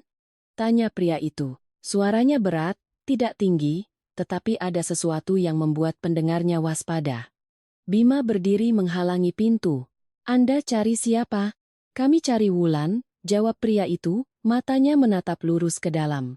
Tanpa perlu ditanya lagi, Wulan sudah berdiri dari ruang tamu. Wajahnya pucat pasi, tangannya gemetar. Kalian mau apa ke sini? Pria itu tersenyum tipis. Pertanyaanmu bagus juga. Uangnya mana? Suasana di dalam rumah langsung berubah. Ketiga anak kecil itu merapat satu sama lain, tidak berani bersuara. Ibu mertua, yang baru keluar dari kamar, terpaku melihat pemandangan itu. Bima menoleh ke arah Wulan, suaranya merendah. "Kamu bilang utangmu 200 juta. Wulan tidak menjawab. Pria tadi mengeluarkan setumpuk kertas dari sakunya dan melemparkannya ke meja. 200 juta itu pokoknya, bunganya sampai hari ini, totalnya hampir 700 juta. Saya mendengar angka itu dan punggung saya merinding. Bapak mertua mundur selangkah. 700 juta? Kenapa bisa sebanyak itu? Pria itu mengangkat bahu. Namanya pinjaman ya ada bunga. Tidak dibayar, bunga berbunga. Aturan kami begitu. Wulan mulai menangis. Saya tidak punya uang. Saya akan cicil. Pria itu memotongnya. Tidak ada cicil-cicil. 3 hari. 3 hari siapkan 700 juta. Kalau tidak, jangan salahkan kami. Dia selesai bicara, lalu melihat sekeliling apartemen, matanya menyapu setiap perabotan. Rumah ini lumayan juga. Kalau tidak ada uang, kami akan kembali. Bima mengepalkan tangannya. Kalian tidak bisa berbuat begitu. Pria itu berbalik, tersenyum ringan. Kamu siapa? Saya kakaknya. Oh, baguslah. Kakak adik saling bantu. Selesai berkata begitu, dia berbalik dan memberi isyarat kepada 3 orang lainnya untuk pergi. Pintu tertutup. Ruangan itu begitu sunyi, saya bisa mendengar detak jantung saya sendiri melalui layar. Wulan terduduk lemas di kursi, menangis tersedu-sedu. Aku tidak tahu. Aku tidak tahu akan jadi begini. Bapak mertua berdiri seperti patung, wajahnya pucat. Kamu pinjam dari rentenir? Wulan tidak menjawab, hanya menangis. Ibu mertua gemetar dan harus berpegangan pada kursi. Ya Tuhan, bisa mati kita. Bima berdiri di tengah ruangan tanpa berkata apa-apa, tetapi saya melihat tatapannya telah berubah. Bukan lagi kebingungan seperti hari-hari pertama, melainkan sebuah ketenangan yang dingin. Dia membungkuk, mengambil tumpukan kertas di meja, membacanya baris per baris, lalu dia berkata perlahan, tidak ada yang akan menjual apartemen ini. Wulan mengangkat kepala, Mas, tidak ada yang akan menjual apartemen ini, ulang Bima, kali ini lebih tegas. Bapak mertua menoleh, kalau tidak dijual, dapat uang dari mana? Bima tidak menatapnya. Itu utang Wulan yang harus selesaikan. Selesaikan bagaimana? Mau dibiarkan dia dibunuh? Bentak bapak mertua. Bima berbalik. Suaranya merendah. Bapak pikir dengan menjual apartemen ini masalah selesai? Hari ini dijual, besok dia berutang lagi, bagaimana? Tidak ada yang menjawab. Pertanyaan itu, untuk pertama kalinya, diucapkan dengan begitu terus terang. Wulan menutupi wajahnya, menangis tanpa suara. Saya melihat pemandangan itu, di dalam hati tidak ada lagi amarah, hanya kelelahan yang menyebar. Karena saya tahu, semua yang terjadi ini bukan muncul begitu saja. Ini adalah hasil dari pembiaran bertahun-tahun, penghindaran bertahun-tahun, dan tahun-tahun di mana tidak ada yang berani berbicara terus terang. Malam itu saya tidak bisa tidur. Saya duduk di balkon, angin laut membawa hawa dingin. Di kepala saya, muncul kembali gambaran-gambaran masa lalu. Saat Wulan menghabiskan uang tanpa pikir, saat bapak mertua membelanya, saat Bima diam, dan saat saya selalu berkata pada diri sendiri untuk bersabar demi menjaga suasana. Semua itu terakumulasi menjadi hari ini. Ponsel saya berdering. Kali ini bukan Bima, bukan ibu mertua, melainkan nomor tak dikenal. Saya menatap layar, ragu sejenak, lalu mengangkatnya. Suara bapak mertua terdengar, serak. Maya, ini bapak. Saya diam. Bapak minta maaf. Saya tidak menyangka akan mendengar kalimat itu darinya. Masalahnya, sudah terlalu jauh. Bapak tidak sanggup lagi. Saya menatap ke arah laut, tidak berkata apa-apa. Kamu bisa bantu? Bukan untuk Wulan, tapi untuk rumah ini. Suaranya tidak lagi menyiratkan pemaksaan, hanya ada kelelahan. Saya memejamkan mata. Sebuah pertanyaan yang sangat jelas muncul di benak saya. Jika saya kembali sekarang, siapa yang akan saya selamatkan? Dan harga yang harus saya bayar, apakah akan sama seperti sebelumnya? Saya membuka mata, suara saya tenang. Pak, saya tidak akan pulang. Di seberang sana tidak ada jawaban langsung. Saya melanjutkan. Tapi saya juga tidak akan diam saja. Kalimat itu, saya sendiri pun sadar, adalah sebuah batas baru. Bukan lagi sebagai menantu yang pasrah, tetapi juga bukan sebagai orang yang lepas tangan sepenuhnya. Dan saya tahu, mulai saat ini, segalanya akan bergeser ke arah yang berbeda. Arah di mana tidak ada lagi yang bisa berpura-pura seolah tidak pernah terjadi apa-apa. Setelah percakapan telepon malam itu, saya tidak lagi sepenuhnya menjadi penonton, tetapi juga tidak kembali ke posisi saya yang lama. Saya mulai terlibat dengan cara saya sendiri, lebih banyak menggunakan logika daripada emosi. Dan mungkin, justru itulah yang membuat segalanya mulai berubah. Keesokan paginya, saya menelepon Bima. Dia mengangkatnya dengan cepat, seolah sudah menunggu. "Mas, bagaimana situasinya?" tanya saya langsung. Dia menghela napas. "Mereka kembali tadi pagi. Tidak melakukan apa-apa. Hanya berdiri di bawah dan bertanya-tanya pada tetangga." "Bapak cemas sekali." Saya mengangguk, meskipun dia tidak bisa melihat. "Dengarkan aku. Pertama, bawa ketiga anak itu ke rumah kerabat yang bisa dipercaya, atau titipkan beberapa hari di rumah guru mereka. Jangan biarkan mereka di sana." "Iya. Aku berencana membawa mereka ke rumah tanteku." "Lakukan sekarang. Jangan biarkan mereka melihat pemandangan itu lagi." Bima terdiam sejenak, lalu menjawab, "Aku mengerti." Saya melanjutkan. "Kedua, simpan semua surat-surat apartemen. Jangan biarkan siapapun menyentuhnya, termasuk Bapak." Suaranya terdengar berat. Bapak terus menekan. "Kamu yang namanya tercantum bersama namaku, kamu yang harus menjaganya." Saya mengucapkan setiap kata dengan jelas. Keheningan sejenak, "Aku akan menjaganya." Jawaban kali ini tidak lagi ragu seperti sebelumnya. Saya tahu dia mulai mengerti. "Wulan bagaimana?" tanya saya. Bima mengembuskan napas panjang. Dia ingin pinjam uang lagi untuk membayar sebagian. "Bapak juga setuju dengan ide itu." Saya memejamkan mata. "Itu kesalahan terbesar. Utang seperti itu, jika ditutup dengan utang baru, hanya akan membuat lubang semakin dalam." "Aku juga berpikir begitu. Kalau begitu, kamu harus menegaskannya. Tidak ada pinjaman baru, tidak ada penjualan apartemen, tidak ada penandatanganan surat apapun.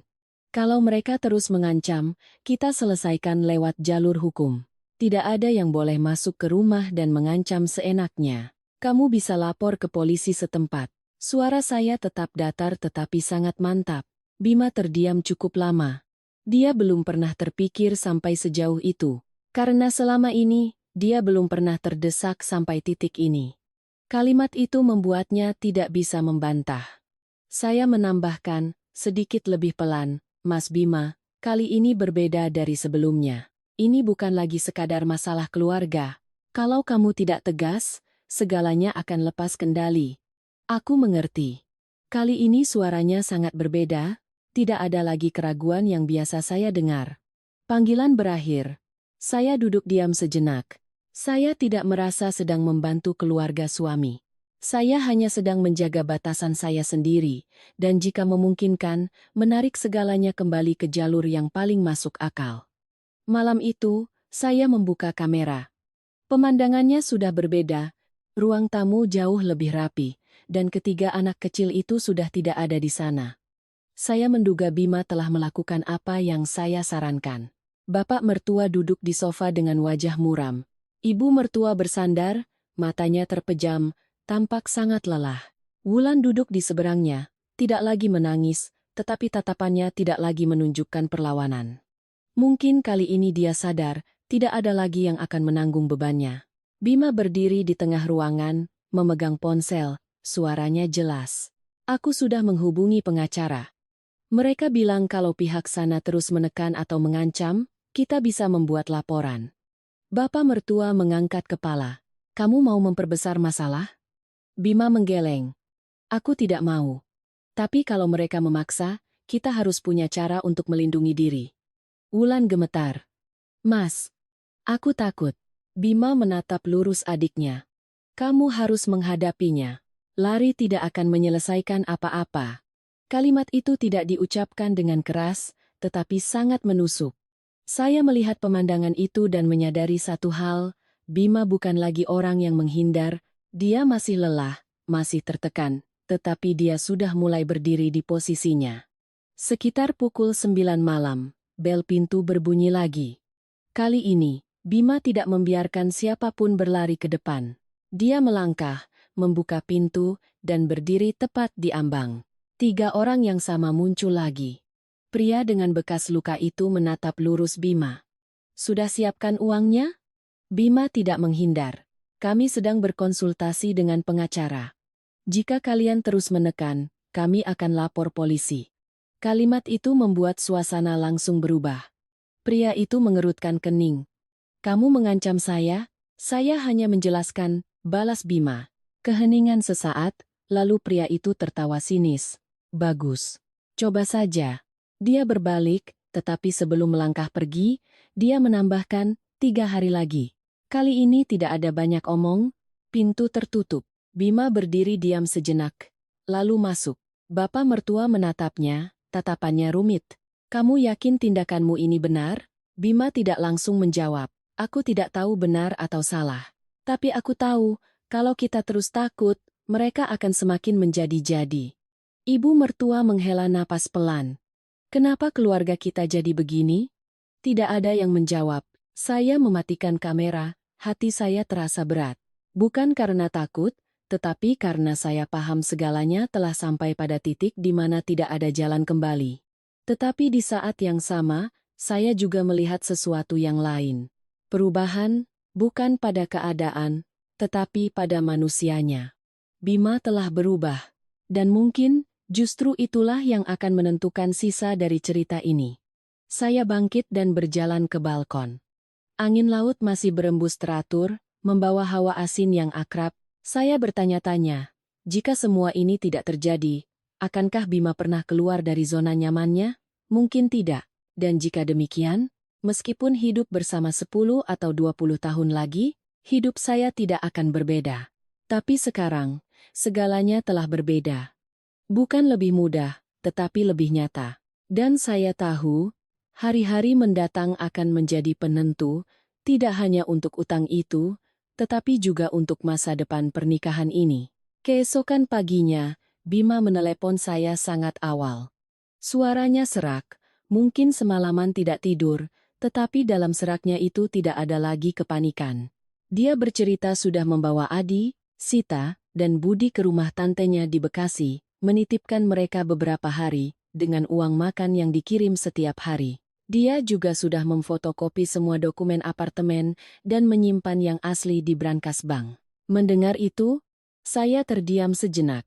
Ada perasaan yang sulit digambarkan di hati saya. Hal-hal seperti itu, jika di masa lalu, mungkin saya suruh 10 kali pun belum tentu dia lakukan. Sekarang, dia melakukannya sendiri, berpikir sendiri, dan bertanggung jawab sendiri. Saya bertanya bagaimana reaksi orang tuanya. Bima menghela napas. Bapak marah. Ibu menangis. Wulan bilang aku kakak yang kejam. Saya tersenyum tipis, bukan senyum bahagia, melainkan senyum seseorang yang sudah terlalu terbiasa mendengar kata-kata itu. Kamu goyah? Di seberang sana hening beberapa detik, lalu dia berkata, iya. Tapi aku tidak lagi menuruti mereka. Hanya dengan satu kalimat itu, saya tahu bahwa semalam pasti terjadi pertengkaran panjang di rumah itu.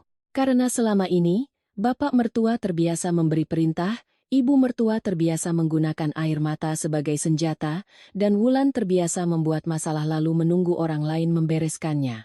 Ketika Bima tidak lagi diam untuk mereka dorong-dorong, semua kebiasaan lama itu terhenti. Dan rasa sakit pertama dari sebuah kesadaran selalu sangat menusuk.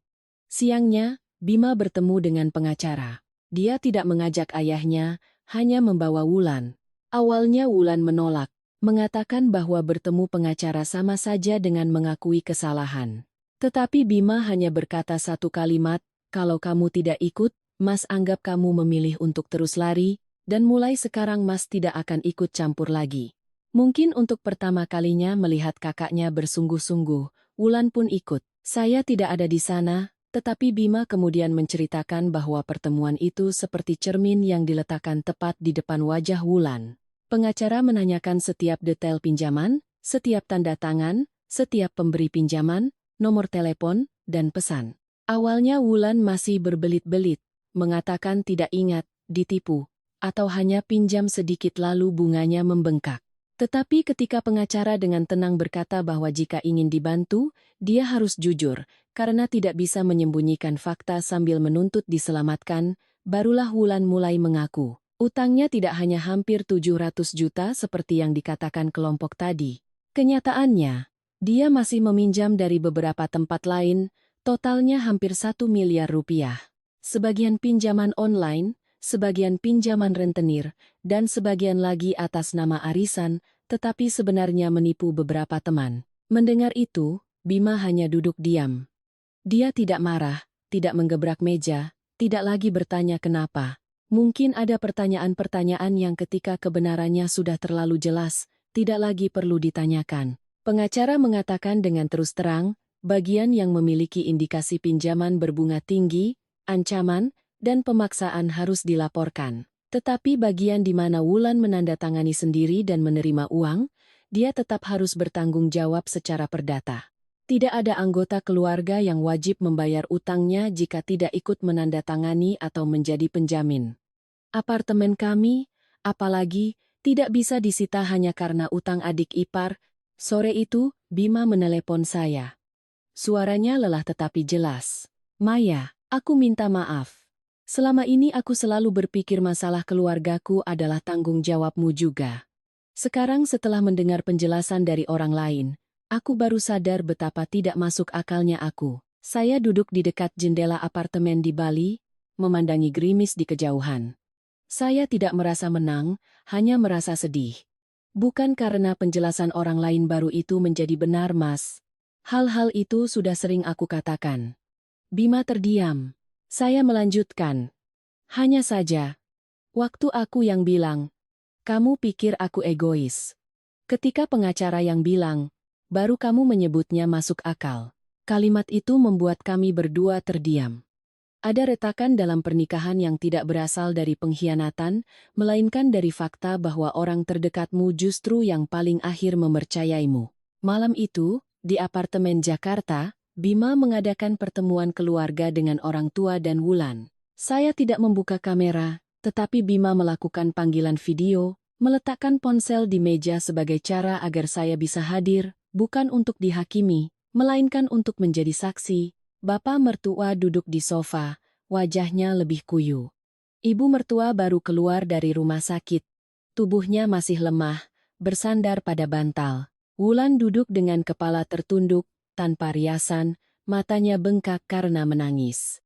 Bima berdiri di samping meja, di hadapannya ada tumpukan kertas catatan dari pengacara.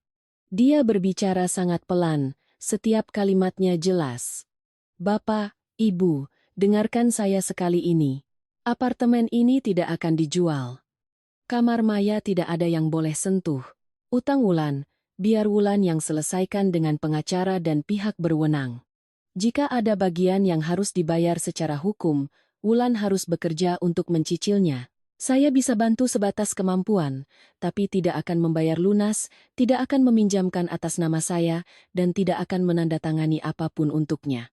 Bapak mertua mengerutkan kening. Dia itu adik kandungmu. Bima menatap ayahnya, suaranya berat tetapi tidak goyah. Maya itu istri saya. Ruangan menjadi sunyi.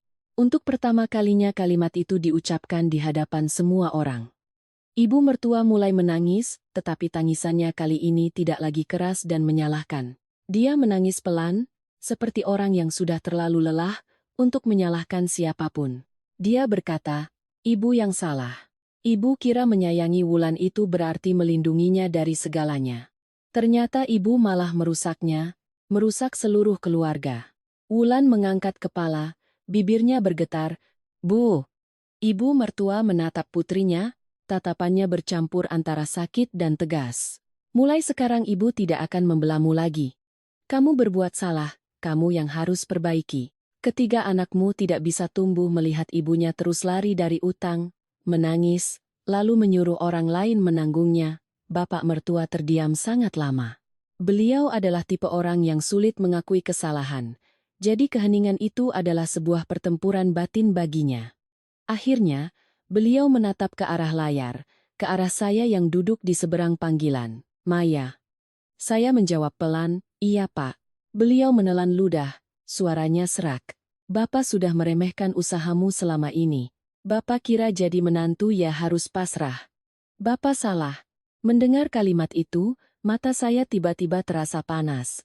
Bukan karena saya menunggu permintaan maaf untuk merasa menang, tetapi karena setelah 8 tahun, untuk pertama kalinya ada seseorang di keluarga itu yang menyebut dengan tepat nama dari luka saya. Saya berkata, saya tidak butuh Bapak dan Ibu mengembalikan hari-hari yang telah saya lalui. Saya hanya butuh, mulai sekarang, jangan paksa siapapun untuk hidup seperti itu lagi. Tidak ada yang berbicara lagi. Tetapi dalam keheningan itu, saya merasakan ada sesuatu yang benar-benar berakhir. Bukan cerita utang piutang, juga belum semua konflik, melainkan kebiasaan menggunakan ikatan keluarga sebagai alasan untuk menginjak-injak batasan orang lain. Malam itu, setelah panggilan berakhir, saya duduk sangat lama di apartemen kecil saya. Di luar, hujan masih turun, suaranya teratur dan lembut. Saya tahu jalan di depan masih panjang.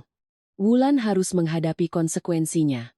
Bima harus belajar menjadi suami, bukan hanya menjadi anak. Mertua saya harus belajar melepaskan putri yang selama ini mereka lindungi hingga rusak. Dan saya juga harus belajar sesuatu yang tidak kalah sulit. Jika suatu hari saya kembali, saya tidak akan kembali sebagai orang yang sama. Beberapa hari setelah percakapan malam itu, ritme kehidupan di kedua tempat apartemen saya di Bali dan rumah di Jakarta mulai memasuki jalur yang berbeda. Bukan berarti segalanya tiba-tiba menjadi mudah, melainkan setiap orang terpaksa menghadapi bagiannya masing-masing. Tidak ada lagi yang melindungi atau menanggung beban orang lain. Wulan adalah yang paling terlihat perubahannya, meskipun yang paling lambat. Setelah konsultasi dengan pengacara, dia terpaksa menghadapi orang-orang yang memberinya pinjaman. Bima menemaninya pada 1 atau 2 pertemuan pertama, tetapi hanya untuk memastikan semuanya berjalan sesuai aturan, tanpa ancaman atau paksaan. Selebihnya, dia membiarkan Wulan menanganinya sendiri. Saya mendengar dari Bima, saat pertama kali Wulan masuk ke kantor salah satu kreditur, tangannya gemetar hingga tidak bisa memegang gelas air. Orang itu tidak membentak seperti yang dia bayangkan, hanya menunjukkan dokumen, menunjukkan setiap jumlah, tanggal, dan tanda tangan. Yang menakutkan bukanlah makian, melainkan kejelasan. Ketika semuanya tertulis di atas kertas, tidak ada lagi ruang untuk penyangkalan. Wulan mulai mencari pekerjaan. Tidak ada lagi cerita memilih pekerjaan ringan dengan gaji tinggi atau bekerja sesuka hati. Dia menerima pekerjaan sebagai pramuniaga di sebuah supermarket. Jam kerjanya panjang dan melelahkan, gajinya tidak besar tetapi stabil. Hari pertama pulang kerja, kakinya bengkak, dia terduduk di lantai, air matanya jatuh tanpa suara. Ibu mertua saya melihatnya, hanya diam-diam membawakan sebaskom air hangat dan menyuruhnya merendam kaki. Tidak ada lagi kalimat kasihan anakku seperti dulu, hanya sebuah tindakan kecil yang cukup membuat orang mengerti, menyayangi bukan berarti mengerjakan bagian orang lain. Bapak mertua saya menjadi lebih pendiam. Beliau masih merokok di balkon, tetapi tidak ada lagi keluhan atau perintah. Suatu kali Bima bercerita, ayahnya pergi ke pasar sendiri, berdiri lama di depan lapak daging, membanding-bandingkan harga, lalu pulang dan memasak sendiri. Masakannya tidak enak, bahkan terlalu asin, tetapi beliau tidak memanggil siapapun untuk memperbaikinya. Beliau makan sampai habis, lalu mencuci piringnya sendiri. Hal-hal kecil seperti itu, dulu tidak pernah beliau lakukan, bukan karena tidak bisa, tetapi karena tidak pernah merasa perlu. Ibu mertua saya, setelah dirawat di rumah sakit, juga berubah. Beliau mulai menjaga kesehatan, tidak lagi memaksakan diri. Saat punggungnya sakit, beliau beristirahat, tidak berusaha menunjukkan bahwa beliau kuat. Suatu kali beliau menelepon saya, bukan untuk meminta sesuatu, Tetapi hanya untuk bercerita bahwa hari ini beliau berhasil jalan pagi 2 putaran di sekitar kompleks dan badannya terasa lebih ringan. Suaranya tidak lagi tinggi seperti dulu, melainkan lebih tenang, seperti orang yang telah memahami sesuatu setelah sakit. Dan Bima, dia adalah orang yang berada di tengah, menanggung tekanan paling besar, tetapi juga yang paling dewasa. Dia mulai menata ulang segalanya di rumah dengan sangat terperinci. Pengeluaran dicatat. Tidak ada lagi cerita memberi uang begitu saja. Pekerjaan rumah dibagi, siapa mengerjakan apa, tidak ada yang menanggung semuanya sendirian. Dia juga menetapkan aturan yang jelas dengan wulan, setiap bulan. Sebagian gajinya harus disisihkan untuk membayar utang, tidak boleh terlambat, tidak boleh meminjam lagi. Hal-hal itu terdengar biasa, tetapi bagi keluarganya, itu adalah sebuah perubahan besar. Sementara saya di Bali, pekerjaan saya semakin lancar. Proyek baru memang penuh tekanan, tetapi saya tidak lagi terganggu seperti dulu. Malam hari, saya masih membuka kamera. Tetapi tidak lagi dengan perasaan berat. Saya tidak lagi menonton untuk melihat kesalahan mereka, melainkan hanya untuk mengetahui kemajuan yang ada. Suatu malam, Bima melakukan panggilan video, bukan untuk melapor, tetapi hanya untuk mengobrol. Dia duduk di ruang tamu, di belakangnya adalah rumah yang jauh lebih rapi, tidak sempurna, tetapi teratur. Maya, hari ini aku membersihkan rak sepatu, katanya. Rak sepatu saja harus lapor? Tanya saya, suara saya lebih ringan dari sebelumnya. Dia tertawa. Sebuah tawa yang sudah lama tidak saya dengar. Selama ini aku tidak pernah sadar betapa berantakannya. Sekarang setelah bersih, rumah terasa berbeda. Saya terdiam sejenak, lalu bertanya, lelah? Iya, tapi lebih lega. Jawaban itu membuat saya berpikir lama. Lega, bukan karena pekerjaan berkurang, tetapi karena tidak ada lagi perasaan tertekan. Dia menatap saya melalui layar. Tatapannya menjadi serius. Maya, aku tidak berani bilang semuanya sudah baik-baik saja. Tapi aku tahu, kalau kamu kembali, segalanya tidak akan seperti dulu lagi. Saya tidak langsung menjawab. Aku tidak mau kamu kembali untuk menanggung beban. Aku mau kamu kembali kalau kamu merasa bisa hidup di sini tanpa harus terus-menerus bersabar. Kalimat itu, jika di masa lalu, saya akan menganggapnya hanya basa-basi. Tetapi saat ini, saya percaya dia bersungguh-sungguh. Saya bertanya, kamu yakin? Dia mengangguk. Aku tidak yakin bisa sempurna. Tapi aku yakin, aku tidak akan membiarkanmu sendirian lagi. Saya menatapnya. Ada perasaan yang aneh di hati saya. Bukan memaafkan. Juga bukan melupakan semua yang telah terjadi, melainkan sebuah pertimbangan. Saya teringat hari di mana saya menyeret koper keluar dari rumah itu. Saat itu saya berpikir, mungkin saya tidak akan pernah kembali. Bukan karena cinta saya habis, tetapi karena saya tidak bisa terus hidup di lingkungan di mana diri saya tidak dihormati. Tetapi sekarang, segalanya telah berbeda. Bukan karena keadaan berubah, tetapi karena manusianya yang berubah. Saya berkata pelan, aku akan pulang, tapi tidak sekarang. Bima mengangguk. Aku mengerti. Kerjakan saja urusanmu. Pulanglah kalau kamu sudah siap. Saya tersenyum tipis. Panggilan berakhir. Saya duduk sendirian untuk waktu yang lama. Saya tahu kepulangan bukanlah tujuan akhir. Tujuan akhirnya adalah, jika saya pulang, apakah saya bisa hidup sebagai diri saya sendiri? Dan kali ini, saya tidak akan pulang sebagai orang yang pasrah. Saya akan pulang sebagai seseorang dengan batasan yang jelas. Di luar, angin laut masih berembus teratur. Saya bangkit, menutup pintu balkon. Satu perjalanan panjang hampir berakhir. Tinggal satu langkah lagi. 3 bulan kemudian, saya kembali ke Jakarta pada suatu sore di akhir musim kemarau. Pesawat mendarat saat langit mulai menguning, cahaya matahari yang tipis menyinari deretan pohon di tepi jalan, membuat kota yang akrab ini terasa lebih lembut dari dalam ingatan saya. Bima menjemput di bandara, membawa seikat bunga kecil. Bukan bunga mahal, hanya beberapa tangkai bunga aster putih, jenis bunga yang dulu sering saya letakkan di ruang kerja. Dia berdiri di sana, tampak lebih kurus, lebih gelap, dengan lingkaran lelah di bawah matanya, tetapi tatapannya jauh lebih tenang. Dia tidak langsung memeluk saya atau mengucapkan kata-kata besar. Dia hanya mengambil koper dari tangan saya dan berkata pelan, "Selamat datang kembali." Saya mengangguk. Hanya itu, tetapi sudah cukup membuat hati saya sedikit melunak. Dalam perjalanan pulang, Bima menceritakan apa yang telah terjadi.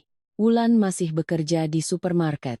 Gajinya tidak besar, tetapi setiap bulan dia menyisihkan uang untuk membayar utang tepat waktu. Pinjaman-pinjaman yang bermasalah telah dibantu oleh pengacara untuk dilaporkan, tidak lagi harus membayar membabi buta.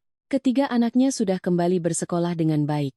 Siang hari di sekolah, sore dijemput oleh Wulan ke rumah kontrakan mereka yang tidak jauh dari tempat kerja. Bapak dan ibu mertua tidak lagi tinggal di apartemen kami.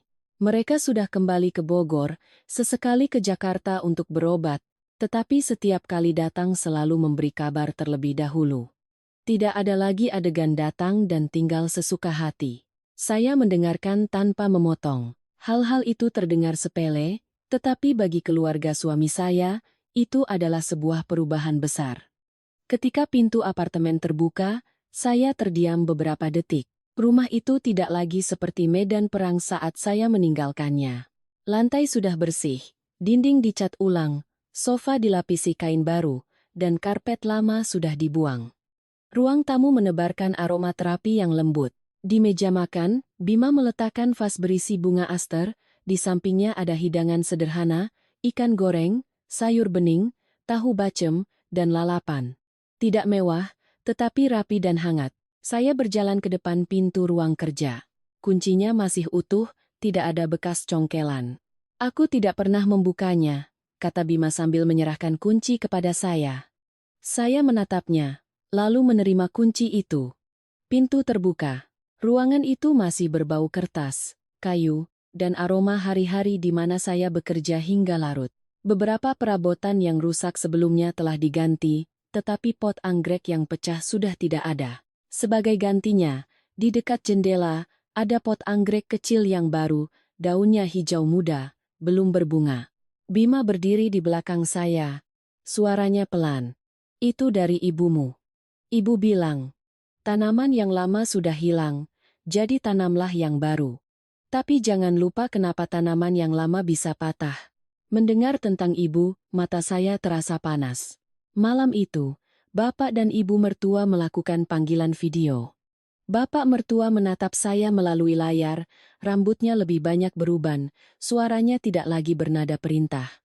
"Maya, sudah pulang?" "Nak." "Iya, Pak. Baru saja." Beliau terdiam sejenak, lalu berkata, "Bapak dan Ibu tidak akan ke sana mengganggu kalian. Nanti kalau kalian senggang, pulanglah ke Bogor, kita makan bersama." Ibu mertua duduk di sampingnya, matanya berkaca-kaca. Beliau berkata, "Maya, Ibu tidak berani memintamu melupakan semuanya.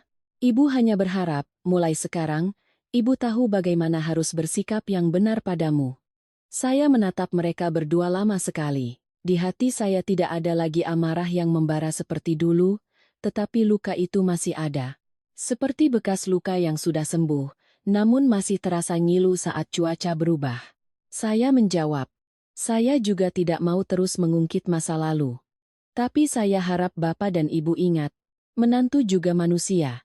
Bisa lelah, bisa sakit hati, dan butuh dihormati." Bapak mertua menunduk, ibu mertua menyeka air matanya. Setelah panggilan itu, Bima duduk di hadapan saya. Dia mengeluarkan sebuah buku catatan dari laci. Di dalamnya, ada rincian pengeluaran, jadwal pekerjaan rumah, rencana pembayaran utang bagian yang pernah dia bantu, untuk biaya rumah sakit ibunya, dan satu halaman khusus berisi prinsip-prinsip untuk kami berdua. Saya membaca baris demi baris, tenggorokan saya tercekat. Tidak membawa orang lain untuk tinggal tanpa izin. Tidak menggunakan uang bersama untuk membantu siapapun tanpa diskusi. Tidak membiarkan orang tua dari kedua belah pihak mencampuri keputusan kami. Pekerjaan rumah dibagi rata. Jika ada masalah, dibicarakan langsung, tidak diam dan memendamnya. Bima menatap saya, suaranya pelan. "Aku menulis ini bukan untuk pamer. Aku menulis ini supaya setiap kali aku lupa, ada yang bisa mengingatkan. Saya menutup buku itu, meletakkannya di meja. Mas Bima, aku bisa memaafkan. Tapi aku tidak bisa kembali menjadi orang yang dulu. Dia langsung mengangguk. Aku juga tidak mau kamu menjadi orang yang dulu.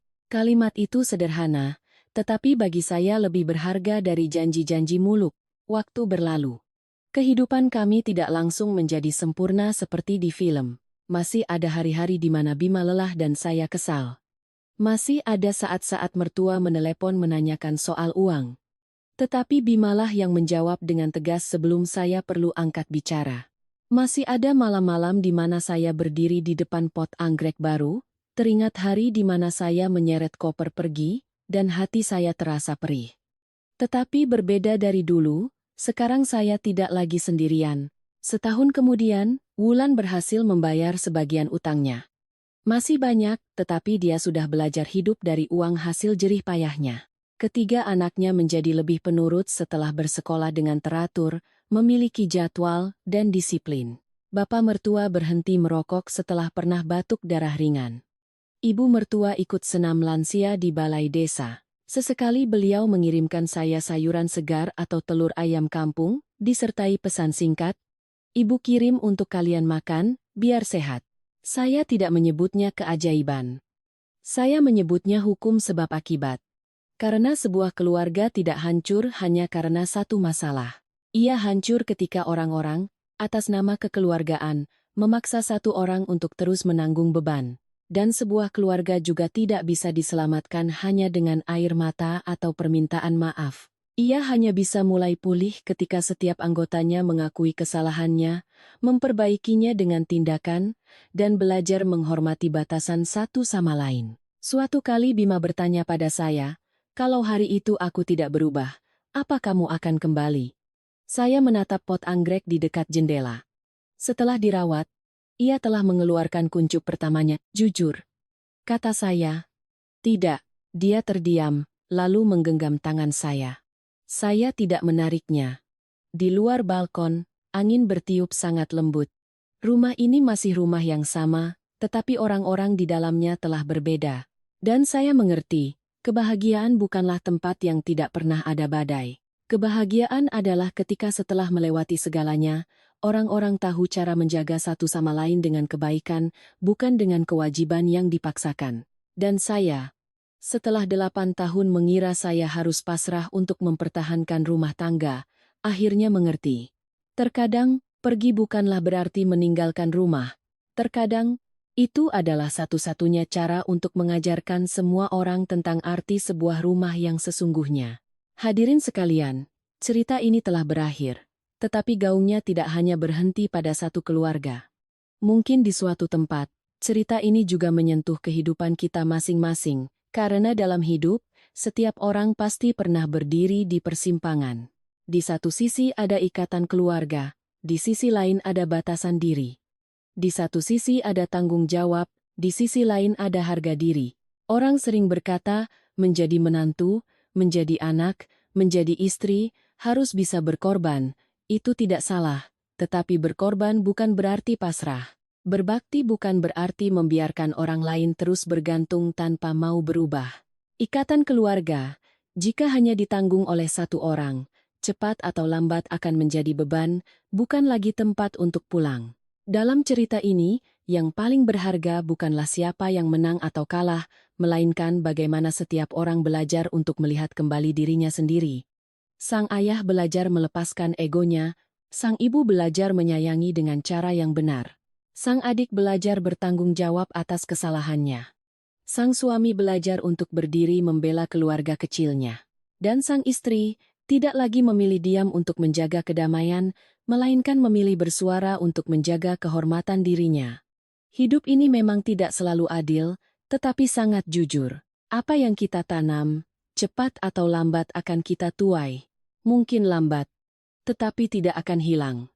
Mungkin menyakitkan, tetapi sepadan untuk sebuah kesadaran. Sebuah rumah yang sejati, bukanlah tempat yang penghuninya lengkap, melainkan tempat di mana setiap orang tahu batas, saling memikirkan, dan tahu kapan harus berhenti. Itu adalah tempat di mana tidak ada yang dipaksa berkorban melebihi batas kemampuannya, dan tidak ada yang diizinkan menjadi egois hingga menyakiti orang lain. Jika Anda yang mendengar cerita ini merasa melihat bayangan diri Anda di dalamnya, ingatlah satu hal sederhana, hiduplah dengan baik bukan agar dibalas budi, tetapi agar hati kita ringan. Namun, kebaikan juga perlu batasan. Karena ketika Anda menghargai diri sendiri, barulah orang lain akan belajar menghargai Anda. Bakti bukanlah menunduk pada setiap kesalahan, melainkan menjaga apa yang benar. Kasih sayang bukanlah menutupi kesalahan, melainkan bersama-sama menjadi lebih baik.